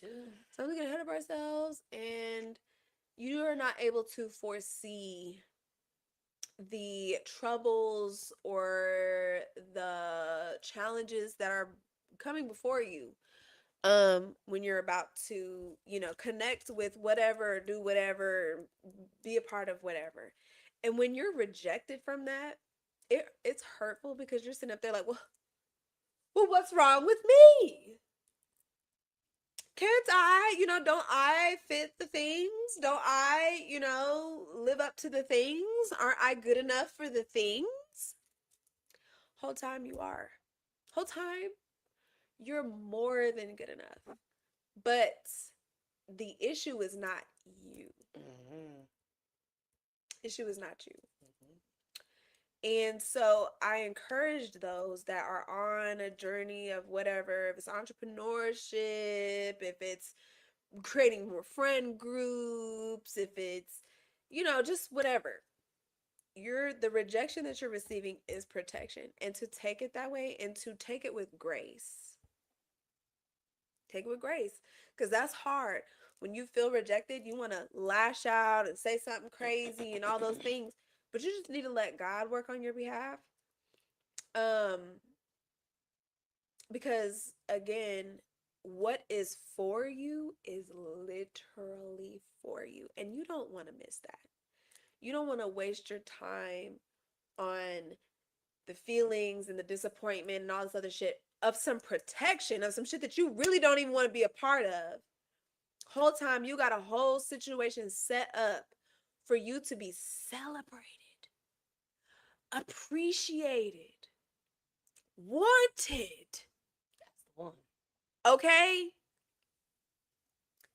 Just truly, just again appreciating you. And I just want to say shout out to Rocky, because we had an amazing Cabernet and cigars and Cabernet event, and she's just always so fucking, like, she always gets up on the mic, she's like, I just love Jasmine, she makes my life easy, like, da da da. And I just appreciate people like that who are willing to praise and acknowledge the work that I've done in this motherfucker, because there are people who don't see it on a bunch of different levels. They don't see it. And there's parts of me that wants to take offense to it, that wants to feel, excluded and like, oh, they don't think I'm good enough, or oh, I ain't got this and that and the third. But then God just be like, oh no, this is why, you know? And this, that, and the third. And I'm just grateful that I've learned to, again, accept rejection with grace and just say it's cool, Mm-hmm. As much as I saw it and, planned and created a whole map in my mind of how this would be great, sometimes it's just not. And it's not your fault. You have something that's for you, again, where you just feel so fucking good at the end of it. And that's really what needs to be the focus. And not that other thing. And when that other thing pops off and it's like, oh, this is why you were protected from it, blah blah blah, that you again can sit with the grace that you did not act a fool. And then people can think of you and be like, damn, why didn't I go with this person when I should have went with this person, or include this person when I should have included this person. And so, anyway, saying all that to say, my final sip is rejection is protection. Take it as protection and with grace, and just say it's fine, because, and know there is something for you. What it is, where it is, all the things that got to work itself out, but it will. And when it does, just immerse yourself in that. Just immerse yourself in that and just be grateful that that's where you are, and it's not in the midst of the fucking foolishness, because that's really where you don't want to be, girl. Like, you really don't want to be there. You really want to be fucked up. You really want to be in the place where you're loved, accepted, celebrated, because that's really it for me. Acknowledgement is great, but when you're celebrated and people want you there and they're like, no, this is great because of ABC that you did, that's the best feeling in the world. So, very nice. I mean, because it's basically like we touched on it before, like when we talk about Amanda and shit, like, why are you going somewhere where you know people not fucking with you? Like, don't do ego. That. Yeah. It's ego. It's all ego. Because again, when I'm excluded from some of these events or some of these things, I'm like, damn, what the fuck wrong with me, bitch? Like, but that's just my ego, and it's not always about you, girl. And then sometimes, you fuck around on these things, you're like, man, I could have stayed there. Okay, bitch, I could have saved my little outfit. That's how them folks feeling on that lemon drop shit. Like, I could have saved my little, you niggas was gonna act a fool like this. Y'all was gonna be picking and choosing like this. I would have just kept my little, and that's like $300, nigga. That was somebody that paid that. I don't know who did that.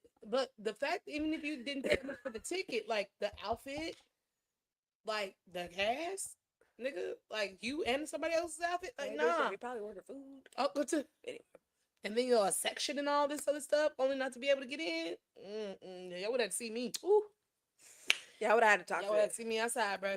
human resources. 911. Someone. Call the police, because I'm about to act a motherfucking fool.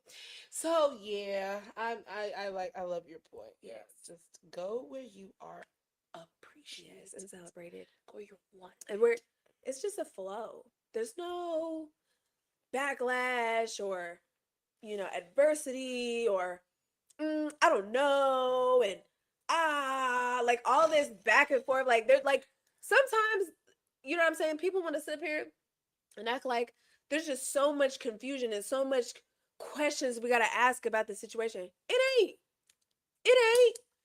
It is nothing to do with you. It's just everything to do with them and what the fuck they got going on and all the fucking fuckery that's going on. And you really don't want to deal with that. You really don't. You're just like, let's just make it easy for me. Right. Let's make it easy for me. Let's, again, be in the positive energy of celebratory and acknowledgement and just being able to do what the fuck you're supposed to do in your work. And that's what I'm just really appreciative of Rocky being able to like see the work and like, cause it's a lot of work that goes behind this shit. Yeah. And hell, even to do this show, even if I sit here and tell you for almost 3 hours. Girl. Yeah. I've been talking a lot today. What happens when we start early? Okay? Yes. Okay.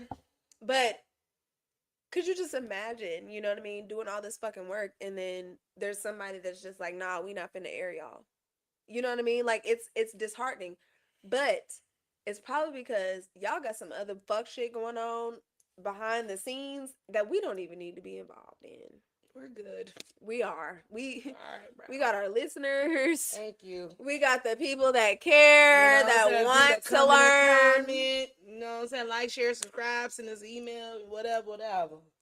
We don't got time for foolishness, quite frankly, because we don't deserve that. When you actually put forth the work and you actually give a fuck,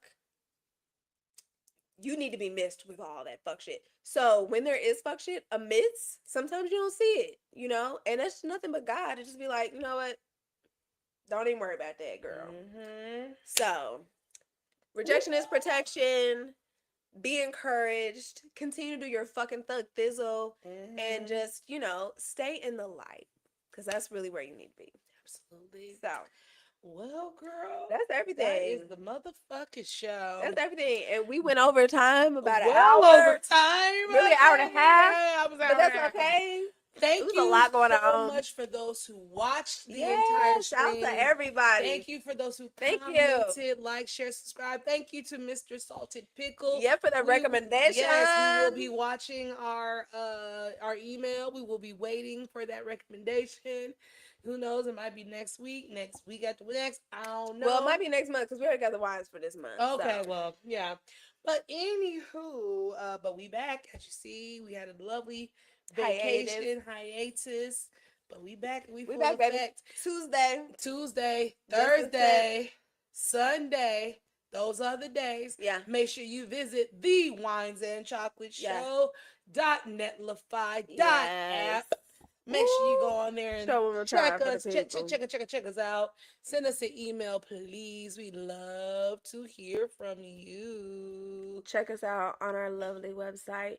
Join the wine club. Send us scroll up your a bit. Suggestions. Scroll up a bit. So scroll up to the order part. So the way to order from us is a little bit different. So you're going to go browse the winery first. And put the wines that you want in your cart. Then when you have the wines that you figured out in your cart, you're going to go back to the site and go to the Order Wines tab.